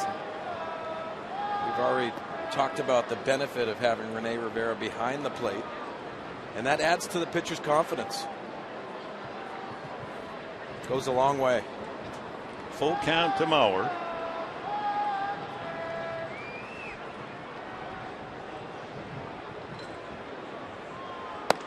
And he loses him. Second walk of the night from Tyson Ross. Brings up Trevor Plouffe. Let's take a look at our Fox vision, and you can see some of the slider success tonight from Tyson Ross, getting on top of that slider, and the benefit of that back foot slider against the lefties. And Brian Dozier, we already talked about, it's been a nightmare, him picking up that slider out of the hands of Tyson Ross. Here's Plouffe. He struck out and grounded to short.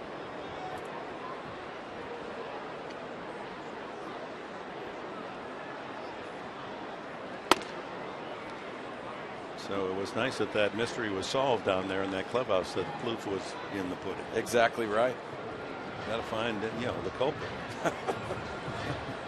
I keep wanting to say for his last name. It is. His mom wouldn't be real happy. She may be tuning in. Exactly Minnesota. right. Be careful who's watching. I'm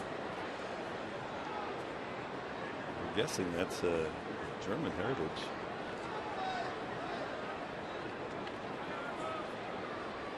Plouffe. There goes the runner, and he got a tremendous break. Ball skips away, but backed up by Cabrera, who flips blindly to Jerko. Mauer with a stolen base. Yeah, with a 0-0 ball game, and you see Joe Mauer trying to create offense. Like you said, Dick, a very good jump for Tyson Ross, and not really a good chance, but Everett Cabrera has to back up this play. Jed Jerko is covering the base as he gets spiked. Second steal for Mauer. You got to do the little things, especially in tight ball games, and your concentration level has to pick up as well. So that's as good as a double for Mauer, a walk and a steal. 2-0 the count to Trevor Plouffe.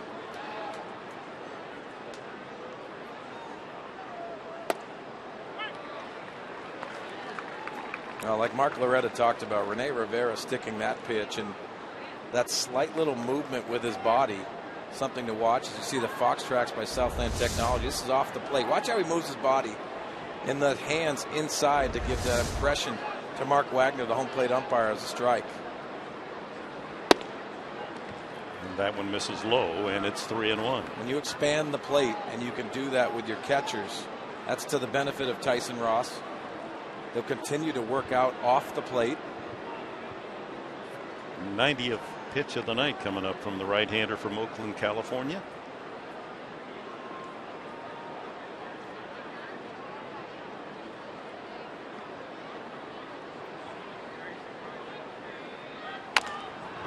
It's a tough play for Headley, a swinging bunt, and he doesn't get it. Infield hit for Plouffe.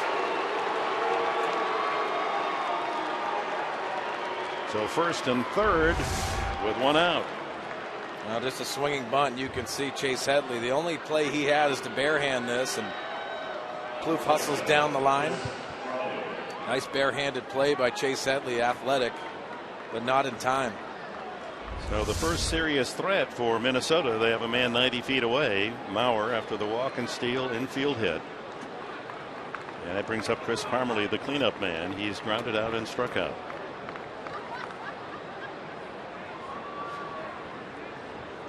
Double play's been a good friend of Tyson Ross, sharing the lead with Paul Maholm of the Dodgers with 10. This would be a good spot. And Parmelee a good candidate. Yeah, good swing on that slider by the Long Beach native. Hit a home run last night.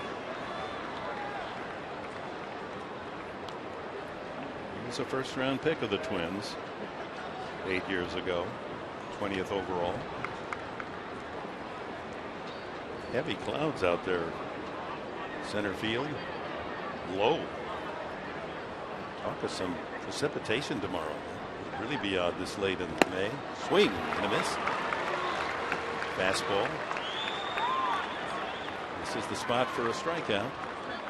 And what I've seen in Tyson Ross tonight, backing off on the velocity of the fastball, getting a little more action on that two-seamer. Sometimes those pitchers, when you mature in the game, you add and subtract with the fastball. That could be to a benefit. High fly ball. Seth Smith lining it up. Tagging is Mauer. Here he comes. And he scores. The throw to second and thrown into right field. So Plouffe up will hit to third. The Twins take the lead 1-0 and have a man at third with 2 outs now in the 6th. And that walk and steal sets up the run. Parmelee drives it in with a sacrifice fly. An error on Headley trying to get the runner Plouffe advancing from first to second.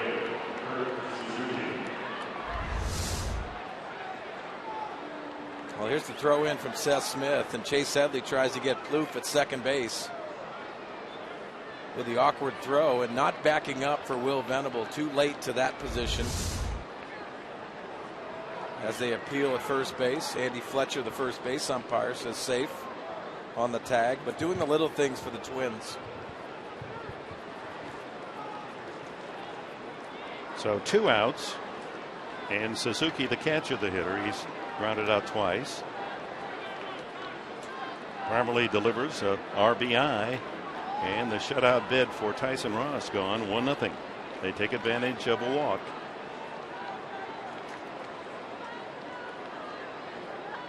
He's grounded to third and bounced to the mound. Suzuki. Plouffe at third, 2 gone. Yeah, watching Kurt Suzuki, he likes that down and in, so see how they attack him, especially in this at bat.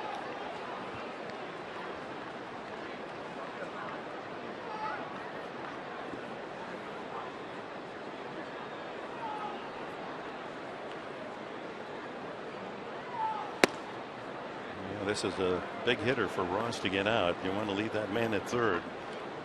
Twins have a run. Let's see, Dick, the pitch mounting at 95 pitches.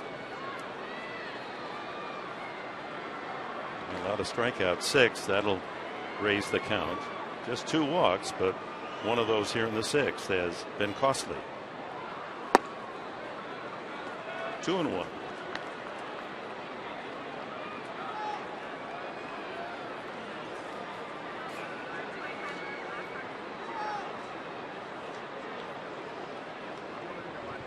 Twins last night got a couple of runs built around wild pitches, and now the walk and steal. And they're on the board for the first time tonight. 3-1. It almost seems like Tyson Ross is pitching around Kurt Suzuki in this situation. Still have 2 bases open. Jason Kubel on deck. I think fatigue started to set in a little bit, Swains. You can see Tyson really laboring on the mound here. He's working up a sweat and just not as crisp with his stuff this inning. Yeah, it doesn't look like he's finishing his pitches, especially what Mark's talking about. That one just misses. Ball 4. A couple of walks in the inning. Suzuki aboard. Twins with men at the corners, and Darren Balsley with a visit.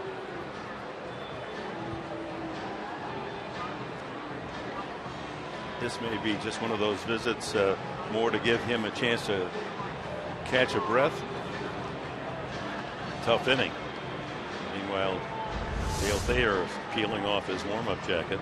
Well, this is what Mark Loretta's talking about, not finishing his pitches. And when you fatigue, you get away from your strength, and it looks like he's really holding back and almost recoiling on that pitch, not finishing over the top of that dry foot. And they are getting loose. So in the inning, Dozier led off with a ground out. Mauer walked and stole second. Plouffe with an infield hit, swinging bunt, first and third. Parmalee sacrificed fly to left. 1-0 Twins, and now the walk to Suzuki.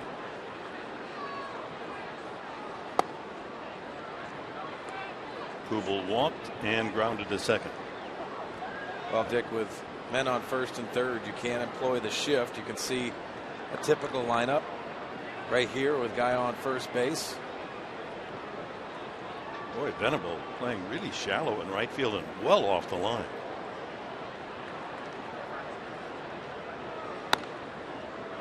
That right field corner wide open. Yeah, and almost covering that gap in right center. Probably indicates from the spray charts with Jason Kubel that he hits the ball in the air the opposite way and he pulls it on the ground. You can't have the shift with guys on first and third. 100 pitches logged by Tyson Ross, and he's behind Kubel 2-0. Left field, Smith has room. And that ends the top of the 6th, but a walk comes around to score, and the Twins lead 1-0.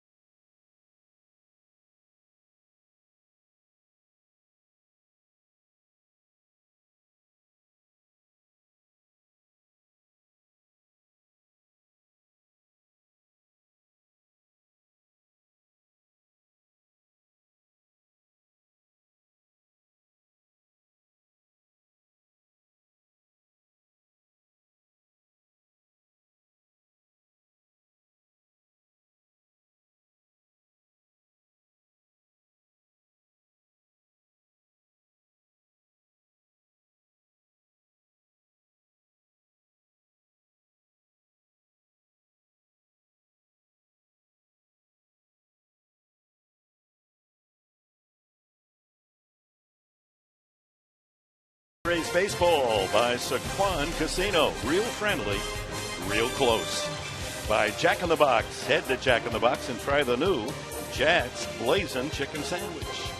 And by the Arumco Group. Purchase, refinance, reverse. Visit us at arumco.biz.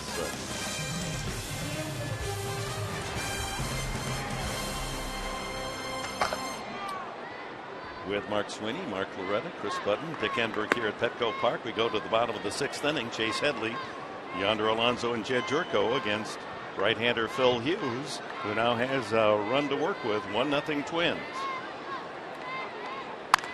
Line foul into the crowd. Now, Mark Loretta, I wanted to ask you, too, coming off the disabled list for Chase Headley, what have you seen since he's been off? You know, Sweens, I think he's got a little bit more life in his body. If you remember, he missed quite a bit of time in spring training. And I think he was a little bit lethargic and sluggish out of the gate, so those 15 days may have helped him overall.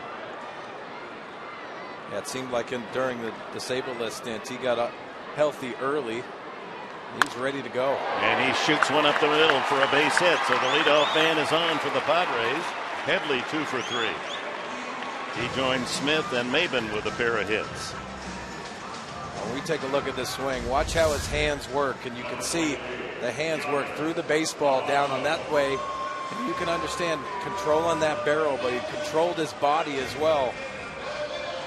When that foot gets down and you don't have that movement forward with the head that Mark Loretta talked about, you can use your hands. Beautiful swing by Chase Headley. Alonso up twice, has flied out twice. Once to right, once to center, and he rips that one foul. Oh, just foul. Headley all the way around toward third, has to return to first base. Alonso flirts with extra bases, although Mauer, had the ball been fair, might have been able to field it. Holding on the runner, he wasn't that far from the bag. Boy, that was close. Very close, and Andy Fletcher on top of it, and so is our ball girl down the right field line. Fielded it a little too quickly. She's got big range. She's got a good arm, too. I watched her warm up the right fielder. Ripped up the middle. That's a base hit for Alonso. Headley will have to stop at second. The Padres have the first 2 men on here in the 6th. Amazingly, of their hits tonight, 5 of them have been right back through the box. Yeah, stringing hits together, and you can see when that foot gets down, those hands work much like, and you can see that contact point, bringing that back and using the middle of the field. Stringing hits together from Chase Headley. And yonder Alonso driving the ball up the middle. Chase Headley had to hold on that line drive.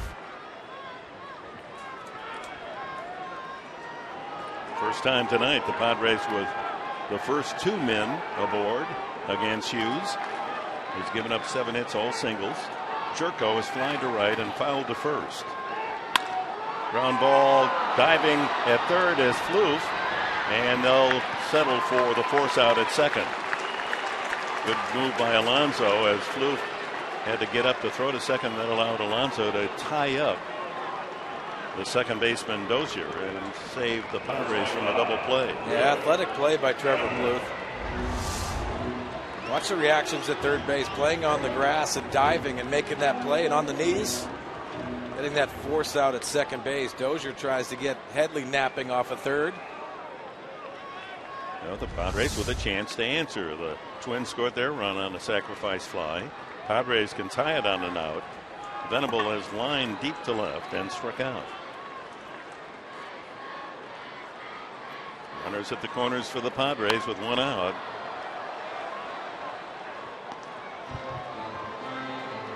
That last play was a situation, guys, where I think Minnesota got away with being in the wrong position. I don't think you have Trevor Plouffe playing there with nobody out that far in. Jerko's not going to bunt in that situation. He almost snuck it by him. Yeah, that's a good point. Sometimes it's better to be lucky than good. There's the high heat, and Venable can't find it. 0-2. Yeah, RBI situation, you want to elevate into the outfield, but you got to go to your strength. And Will Venable is not that high ball hitter. You see the barrel below the baseball. Continues to go with that leg kick.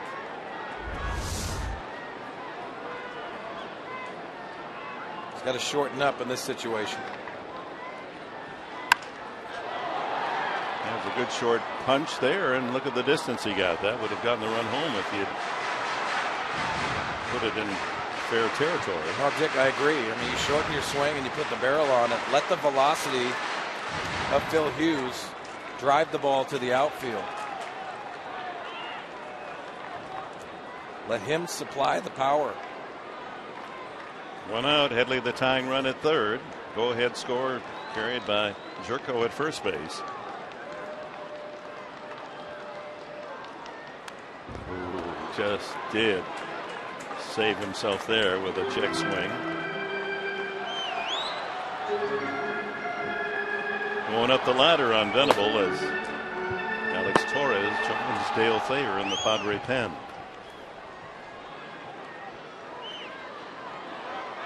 1-0 Twins a score. If you're just joining us, bottom of the 6th. Padres first and third with 1 out. One of the rare breaking pitches from Phil Hughes. He struck out 5, not walked a man. 5th consecutive game without giving up a single base on balls.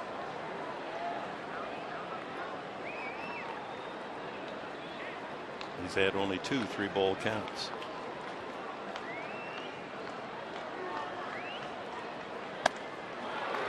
Goes upstairs. Venable doesn't bite.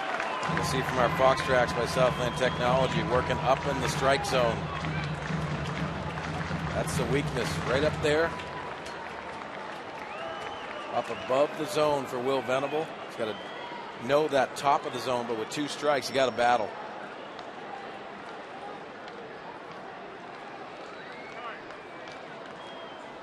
Venable calls for time. Padres for the first time tonight with a runner to third base. Headley ready to scoot on something that will give him a chance. We bought a break there. That's a pitcher's pitch inside corner right at the letters, but umpire Wegner said nope, and Gardenhire letting him hear about it. Yeah, that was a big situation. You can see Kurt Suzuki trying to pull that in. Sometimes you'll see catchers that'll know it's a strike, have a little sign to their manager. That's why you'll see them arguing balls and strikes. Full count. Struck him out anyway on ball 4. So the Padres won't tie it on an out. Well, fastball in that he got away with for Will Venable, and then they throw that cutter on the outside edge to get Will Venable. As promised earlier in the game, we have the AT&T fan photo. Tweet your photo to hashtag SD fan photo. Chance to be shown in an upcoming telecast brought to you by AT&T. Andrew, thank you for joining in.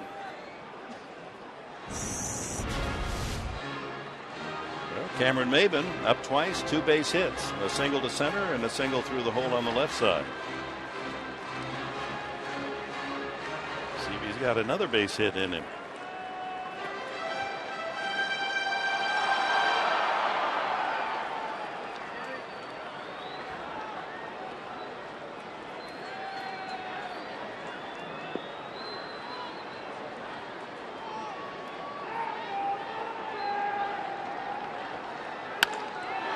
Right to the shortstop, the flip to second, and the Padres' best opportunity of the game goes awry. It remains 1-0 Minnesota.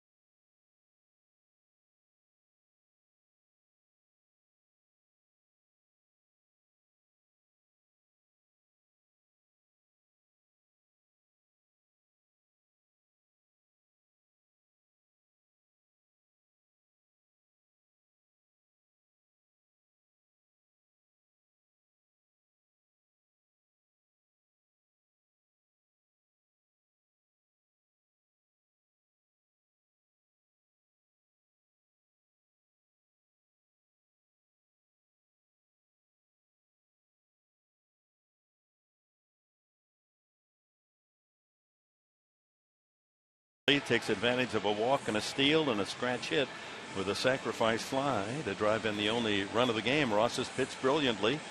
3 hits, 3 walks, but one of those walks coming around to score. And it's time for the Southwest Airlines Military Spotlight. Men of the Navy here at Petco Park from a game past. Don't forget Sunday, Military Day.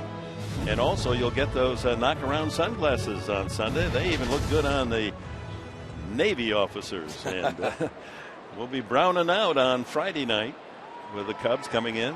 I'm going to wear my brown. You going to wear your brown? Yeah, I dug through. I found an old brown shirt with an orange tie. Will that work? Yeah, of course it'll work. You make it work. I have to borrow one of Mark Grant's pocket squares. Oh, no, they didn't. No, that's right. That wouldn't be retro, would it? Yeah, it's not retro. No, that's. Before we finish the season, I'm going to sneak a pocket square into your sport jacket. Actually, our sideline reporter, Chris Budden, tried to do that to me in the studio, and I blocked her. Ooh. Yeah, well. It's very difficult. I got better moves. I mean, it's the savvy, the guile from all these years. Fake right. Hit him left with that pocket square, and we'll have the camera ready to take the shot. Santana struck out both times and make that the trifecta. 3 straight times punched out. Overmatched by Ross. Yeah, when you get overmatched like that, you start talking yourself back to the dugout. Been there, done that. Aaron Hicks has one of the 3 hits, a single to center field his last time. So Ross scheduled to hit second in the bottom of the 7th inning. So Black hoping he can get through, give him 7 full. And if the Padres can rally here, down 1-0.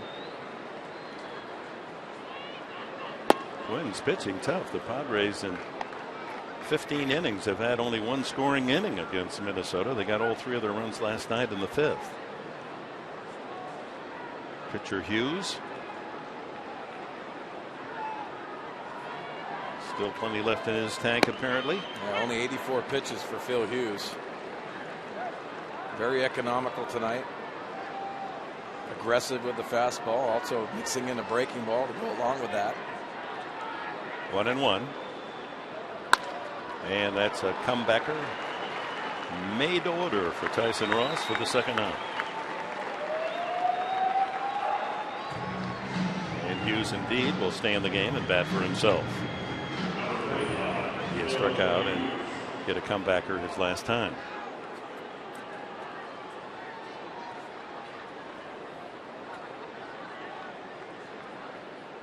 Well, Ross, who has received the best support of any Padres starter with 5.5 runs average per start.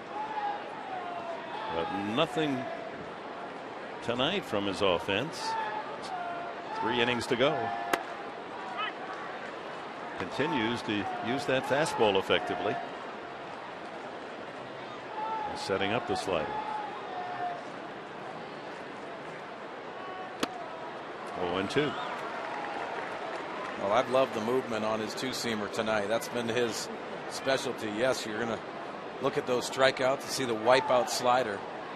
He's had some good movement on the 2-seamer on both sides of the plate. That's another strikeout as he retires the side in order. 8 strikeouts in the game for Tyson Ross. Stretch half of the 7th. Will it be a run inning for the Padres? They need something.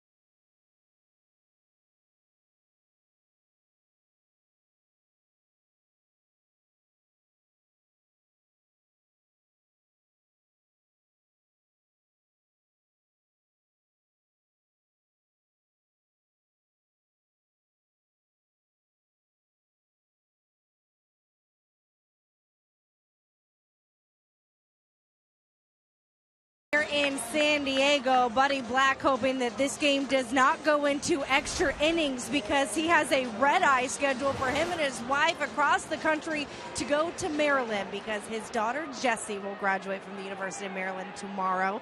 So he will actually not be here for tomorrow's games. He said not a big deal. They'll split up the duties between all the coaches. It will be Dave Roberts if there is a replay and he has to go out and talk to one of the officials. It will be Dave Roberts running out there, so someone's going to have to take over phone duties for Doc. But best of luck and congratulations to Jesse Black and the rest of the Black family. All right, great report, Chris. Jesse was an outstanding gymnast with the Terrapins, and always a big moment for the child of the family, but for the parents most of all. That's a proud day moment. of pride, huh? Proud moment, and Bud Black does not want to miss those, and he'll be in good hands here with the staff. Dave Roberts is great with the phone. Rene Rivera goes the opposite direction, but Parmalee waits for it, and there's one away. That'll bring up Nick Hundley. He'll hit for Tyson Ross.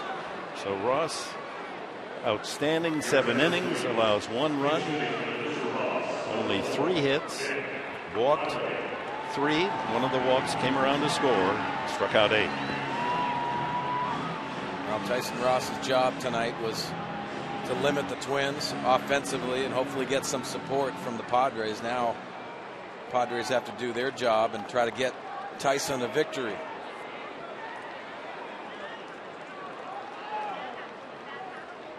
Hundley, oft used as a pinch hitter this season.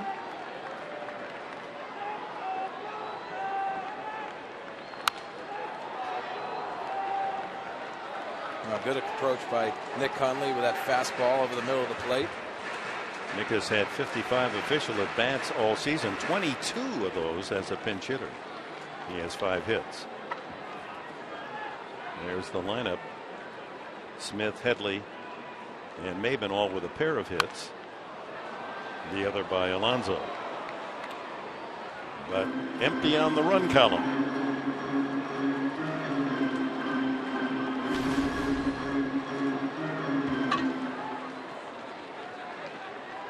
Padres still using the 3-catcher system, one of the few in baseball. I think it has a lot to do with Yasmani Grandal's health, especially early in the season.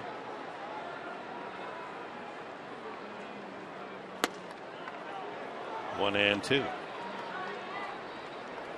And the Minnesota bullpen active for the first time. Gilbar and Burton getting ready.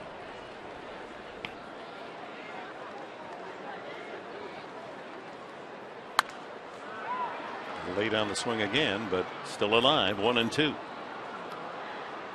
Leadoff hitter Cabrera will be next. Thayer, and now Benoit joins Thayer in the pen for the Padres. Well, a nice night for Tyson Ross. I said the 2-seamer was very good tonight. Put away slider was there. A changeup has to come in play a little bit more. All in all, good night. Did he go? No. Well, Ross is putting up numbers and impressions by opposing teams that'll put him in the discussion when it comes to All-Star. If he continues pitching like this, he deserves some possible attention to go to the All-Star Classic. Well, I agree with you, Dick, and it's the consistency that everyone wants. Every player wants to be consistent in their craft. And for Tyson, he is maturing in front of our eyes. Another foul. Has that power arm, but he's also learning how to pitch. He's learning how to deal with sequences. And also, Rene Rivera, we've touched on, done a nice job calling the game. They've gotten in rhythm. They know what they're going to attack. And they go on that scouting report that I believe Darren Balsley does a great job with. And as much as you rave, and deservedly so, about the slider being a devastating pitch, his fastball command, yes, was right there tonight. It was great tonight. I love it on both sides of the plate. Another 2-2 delivery coming from Hughes to pinch hitter Hundley. Strike 3. 7 strikeouts for Hughes. This copyrighted telecast is presented by the authority of the San Diego Padres and may not be reproduced or retransmitted in any form, and the accounts and descriptions of this game may not be disseminated without the express written consent of the San Diego Padres. All right. Thank you, Mark Swinney, as Cabrera steps up with 2 outs. Bases empty, and the Padres needing a run to tie. 1-0 Minnesota. Another one of those close games. 30 of the previous 46 decided by 1 or 2. Ground ball right side. Mauer with a backhand play, and the toss in time to Hughes for the out. Padres go in order. 7 complete. 1-0 Minnesota.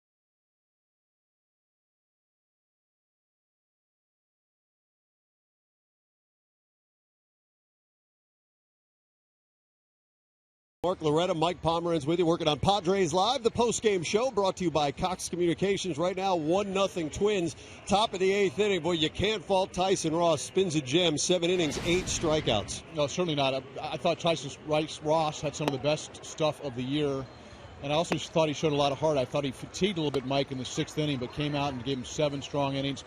More than a good chance for the Padres to win. Well, we talked about in the pregame show how effective that slider is and was tonight for Tyson. So in the postgame show, we'll talk more about that. And hey, Chargers fans, we have a special edition of Chargers Insider coming up right after the postgame show.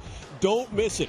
The making of the Charger girls. You got to catch that. Plus, our instructional features Mark Loretta and Hall of Famer Bert Blyleven. How to throw the curveball, how to hit the curveball, and of course, you're going to hear from the manager, Buddy Black. See you in the postgame show. So the emphasis on curves in that postgame show. So stay with us, fans. As Dale Thayer comes in to work the top of the order, Dozier, Mauer, and Floof, and pop fly in foul territory. Alonso has a beat on it for the first down. Pitching change tonight as Thayer comes in is brought to you by Drew Ford. Well, Dale Thayer's done a nice job out of the pen and aggressive on the fastball, rears back and throws. We saw a breaking ball. Nice to Dozier right there to get an easy out. Felt he made a good pitch against Justin Morneau in the 10th inning of Colorado on Sunday, but Morneau, an outstanding hitter, able to drive it out of friendly Coors Field for the win for the Rockies. Yeah, I've seen a lot of good pitches at Coors Field leave the building. And they got a walk-off win last night against the Giants. Arenado, 2-run double in the bottom of the 9th. Yeah, off Sergio Romo. Mauer's hit the ball hard twice, a single to left, lined out to right. It was his walk with 1 out in the 6th inning and a steal a second. He moved to 3rd on a swinging bunt by Floof and scored on Parmalee's sacrifice fly. So it took a scratch hit to get him in position for a sacrifice fly. That's how Minnesota enjoys the 1-0 lead. Yeah, you make that good point too, but stealing that base at second set up a lot of adversity for the Padres. 1-2 the count to Mauer. And with close games, you got to take chances. You got to have opportunities. And Padres are running out of outs. They have 6 outs left, but they got to snatch this one back. Someone has to generate some belief down there. Come on back. Fly ball. Softly left field. Smith chases it down. That's the first time in the series that Mauer hasn't hit the ball sharply. America's New Sports Network is the place to turn before every slam and every goal and every game, with America's pregame only on Fox Sports 1. Streaming live on Fox Sports Go. Tune in to America's pregame weekdays at 3 p.m. Pacific time, only on Fox Sports 1. And to find Fox Sports 1 on your cable satellite provider, go to foxsports1.com.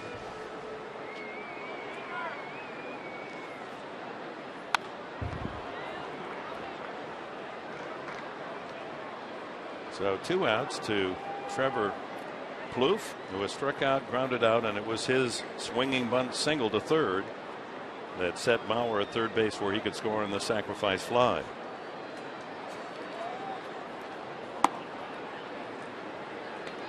Padres in the bottom of this 8th inning have Smith, Headley, and Alonso scheduled. Those 3 Padres with a total of 5 hits off Hughes, so perhaps they can get something brewing. 93 on the fastball. Yeah, surprise, surprise. Raring back and pitching at the top of the zone.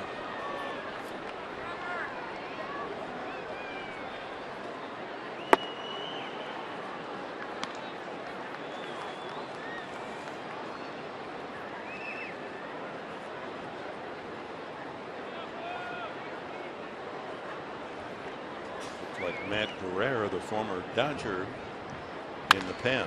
Ooh, he almost clipped first base with that late swing. Yeah, he's looking for that 19th double down the right field line. Again, our ball girl is all over it. Yes, he's a terrific fielder, great arm.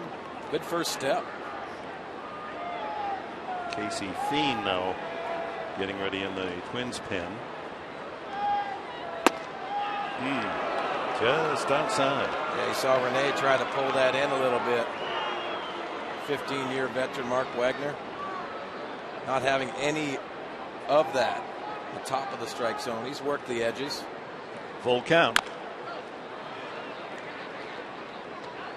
With cleanup hitter Parmalee on deck. Parmalee with a home run last night to give the Twins their first run on their way to a 5-3 win in his sacrifice fly tonight. The only RBI, obviously.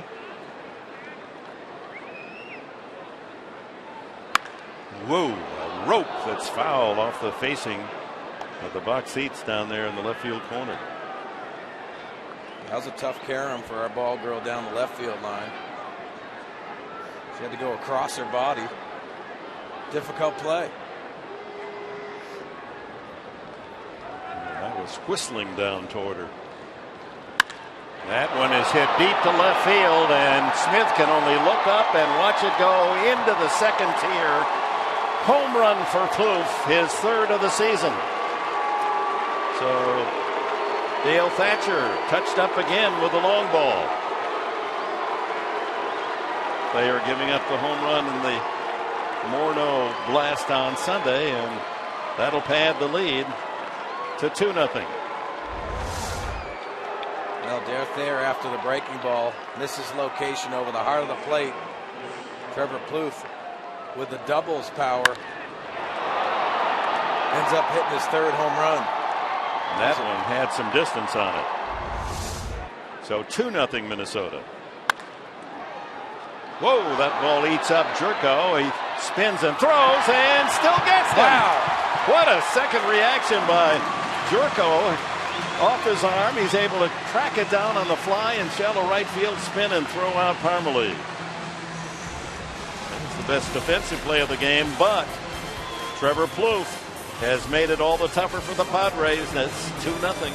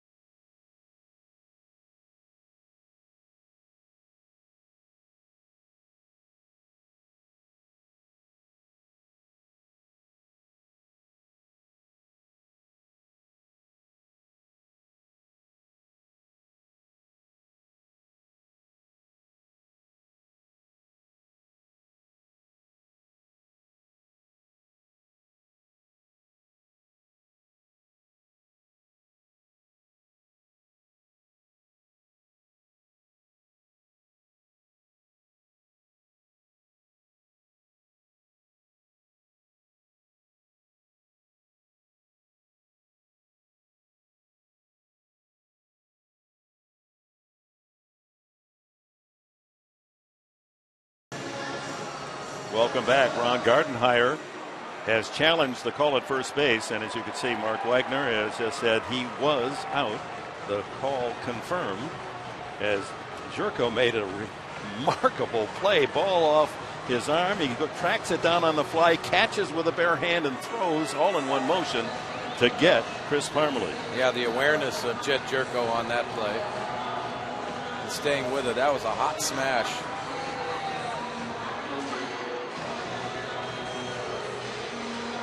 So Casey Fiend comes in from the bullpen. Well, here's that hot smash on the glove side, and the awareness of bare-handing it, spinning and turning and getting enough on this throw.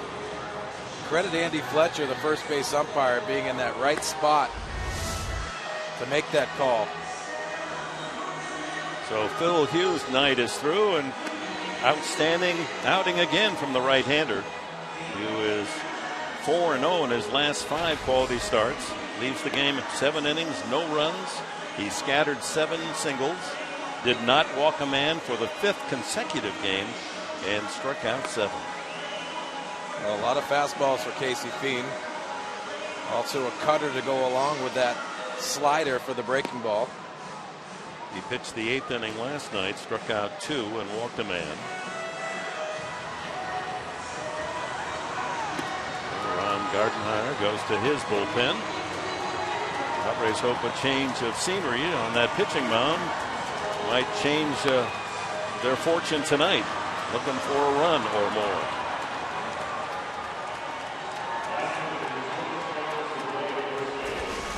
A reminder ahead for the Padres.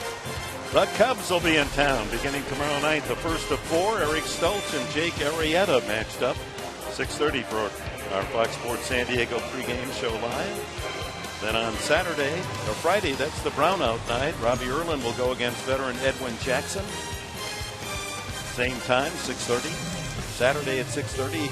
Looks as if it'll be Don Roach. It's not official yet against Travis Wood. And that'll be the giveaway Pods replica retro jersey. And then the knockaround sunglasses. Outstanding item for you fans that come out here on Sunday. 4 with the Cubs that start tomorrow night.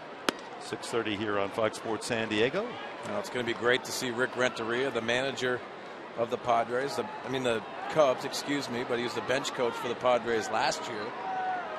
Well, they had to swallow a tough one today, losing to the Yankees in 13. Here's Seth Smith, and he works the count to 2-0. Cubs had the lead 2-0 going to the top of the 9th inning. Some loose play by Chicago. Yankees tied it 2-2 and won it in the 13th, and then they had to get on a plane and fly all the way here to San Diego tonight. Line drive, and Smith has his 3rd hit tonight. Oh, what a sweet swing. Oh, the tying run is on as Smith greets Fiend with a rope to right. Yeah, Brian Dozier playing short right. We talk about going to the strength, and Seth Smith, great bat speed through the strike zone. And there's Brian Dozier out in short right field. He beats the shift with a ripping line drive. Oh my. Good start. Headley, a bloop single in the 3rd and a ground single to center in the 6th. 2 for 3 tonight. 8 hits for the Padres, 3 by Smith, 2 for Headley and Maben, and Alonso the other. All singles, however.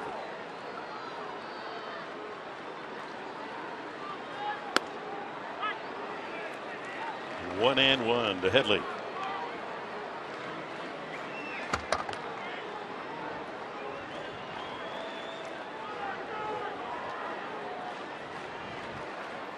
Two hits tonight, boosting him up over that 200 mark. Popped up. Back of second. Dozier out. Parmelee in. Dozier, the second baseman, with the play. Back to first, Smith. And here's the cleanup hitter, Yonder Alonso. Looks like he gets out in front of the ball, and he's frustrated at getting that pitch to drive. And you can see the frustration of Chase Headley. Quiet dugout. Yeah, you can multiply that by 25. So much good pitching and so little hitting support. but there's still time. Alonso, a line single to center his last time up. Off home plate, foul. Trying to get that man, Smith, around the bases to tie it up here in the 8th. No doubles defense on the outfield. You could see him playing a couple steps deeper, trying to cover those gaps in this situation, especially with a guy on first. A lot of room out there for Yonder Alonso.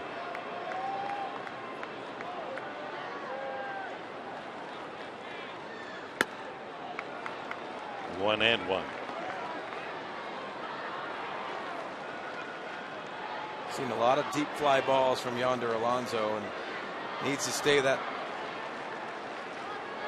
line drive swing. He produced a sharp single the last time, and this one could be even worse. There's one, there's two, a double play. Leadoff hit by Smith, wasted. We go to the 9th, still 1-0 for the visitors.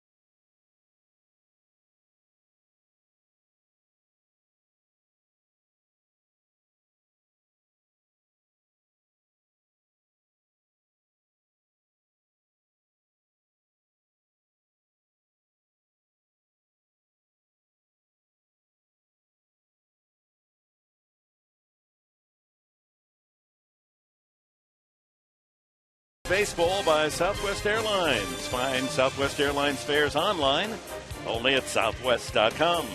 By Petco, the power of together.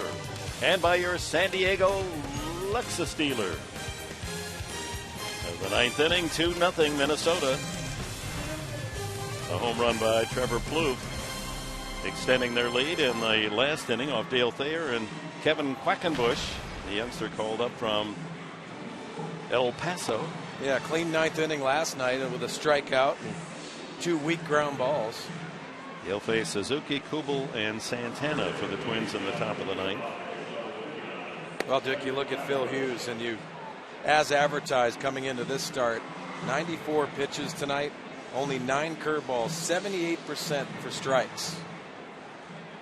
Very impressive outing for the right-hander. You know, that walk column often decides games. He did not walk a man. Ross had good control, walked only 3, but one of those walks came around to score to give Minnesota the 1-0 lead, and then the home run off Thayer by Plouffe, who is 4 for 8 in the series. The third baseman of the Twins has been in the hitting star. Suzuki, a walk and a couple of ground outs.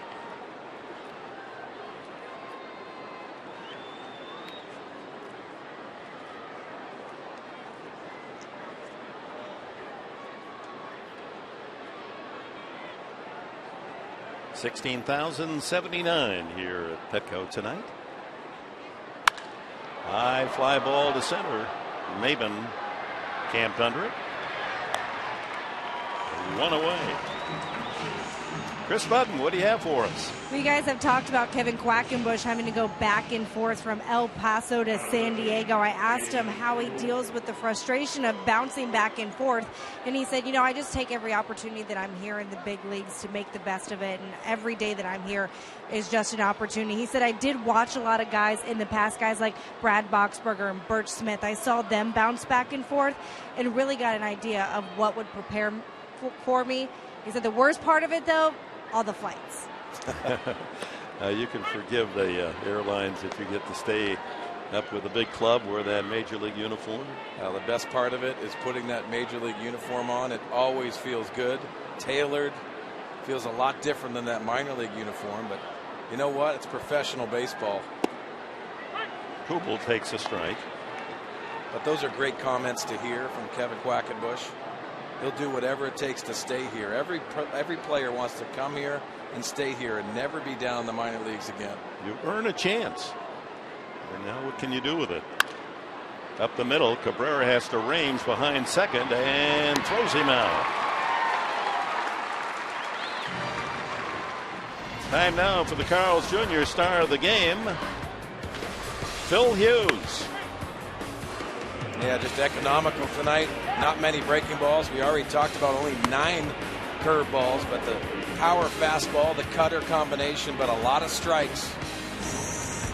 Ron Gardenhire has to love what he saw out of Phil Hughes. That confidence is rising into that #1 starter status. Amazing control. 5 consecutive games without walking a man, and for the entire season, 9 starts, walking only 6. Phil Hughes gave up 7 singles, but no runs. 2 outs to Daniel Santana. He's glad that Tyson Ross is back in the dugout. You're Ross exactly right. Punched him out, overmatched him 3 straight times. 2 outs here in the 9th. Looking ahead to the home half of the 9th, the Padres will rely on Jerko, Venable, and Maben to produce some offense. Time running out. 1-2.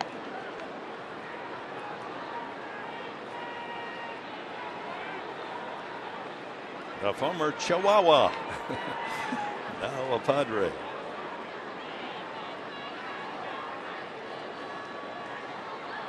Nicknames of the minor league teams are fascinating. I love them. Padres got the Emeralds, the Tin Caps, Storm, Missions.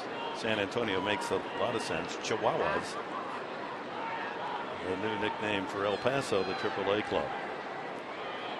2-2. Swing and a miss. 4 times up, 4 times struck out is Daniel Santana. Last call, Padres.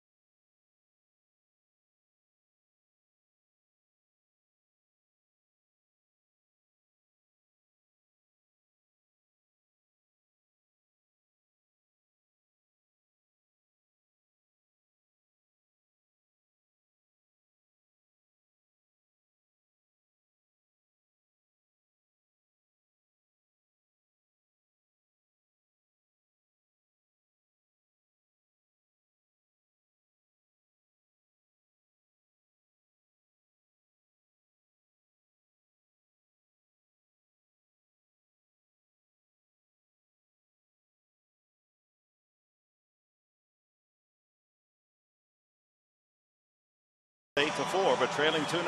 Bottom of the 9th inning here at Petco Park. And a look now at our keys to the game, brought to you by the Honda dealers of San Diego County. Well, only 8 singles tonight for the Friar. Didn't have too much success against Phil Hughes, and early support for Ross. No runs will indicate they didn't have any help tonight. And here comes the top reliever in the American League in the saves department. Glenn Perkins picked up his 13th last night. Well, he loves throwing the fastball, and for the Padres and Jed Jerko, got to try to get that first guy on, try to drive some magic and snatch a home run and a possible 2 runs to tie this game, maybe 3 to end it. The bloop and the blast, +1, huh? Eduardo Escobar, and the double switch comes in at shortstop.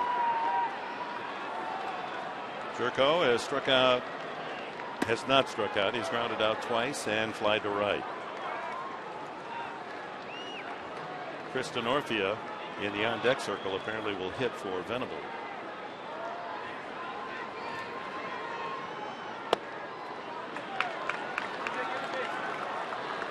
Eno, as Bud Black wants to send a right-handed bat up against the southpaw reliever Perkins. 2-0. And on the inside corner. Well, Jed Jerko taking all the way. So he understands they need base runners.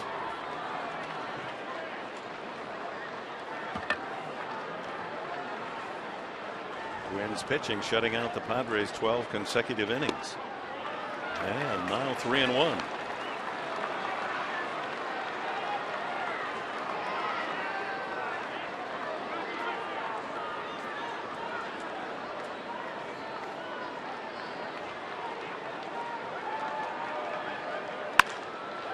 Two-hopper to the third baseman, Plouffe. 1 away. And time now for the Bill Howe play of the game. With the score 1-0, 2 outs, Thayer delivers, and Trevor Plouffe deposits deep to left upper deck. 3rd home run of the season, and that's a big second run for Minnesota.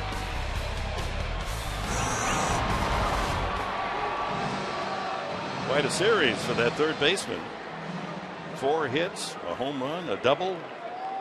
Drove in a run with a single last night. Denorfia tried to ignite a late rally.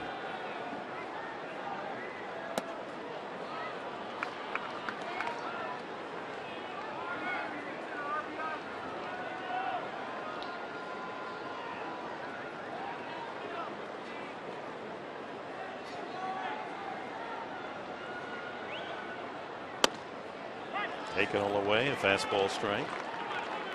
94 from the lefty.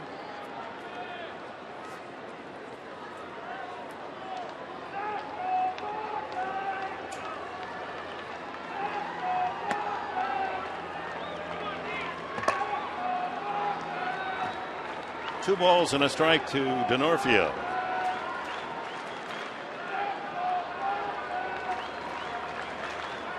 Native Minnesotan, Perkins from St. Paul. And the count goes 2-2. Among left-handed relievers a year ago, well, 2 years ago, he led all southpaws out of the pen in strikeouts. And he showed the strikeout prowess last night, fanning Jerko in the ninth. And he's 2-2 on Denorfia. Well, good job by Denorfia fighting off that slider. Said fastball heavy for Perkins. Basically a 2-pitch pitcher that relies on that fastball into right-handers on that glove side. Follows it up with the slider. He goes around, strike 3. And with that, the Padres face their last out, Cameron Maybin, 2 for 3 tonight.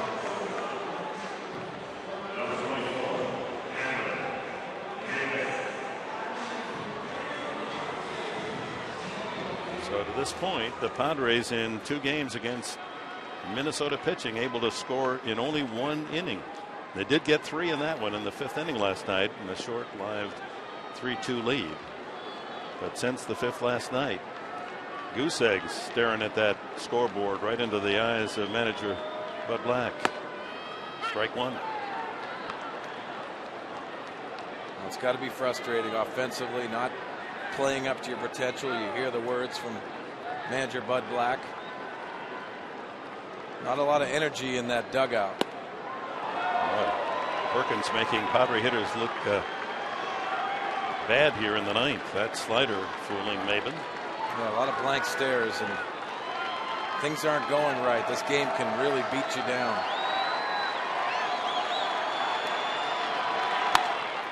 Out of play.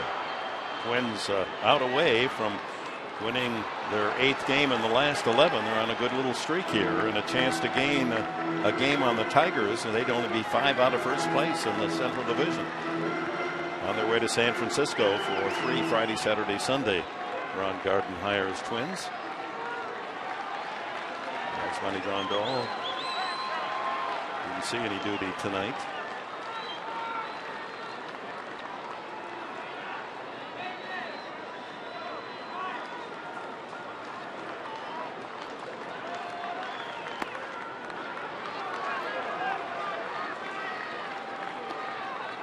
A ball, 2 strikes. Maben trying to keep hopes, flickering hopes.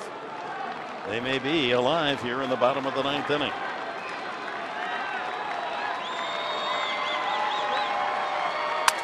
Broken bat looper to the second baseman, and that'll do it. The Padres have to swallow another shutout as the Twins have beaten them tonight by the score of 2-0, Michael. Got a special post-game show for you. We'll preview Chargers Insider with the Charger girls and Hall of Famer Burt Blyleven with the instructional.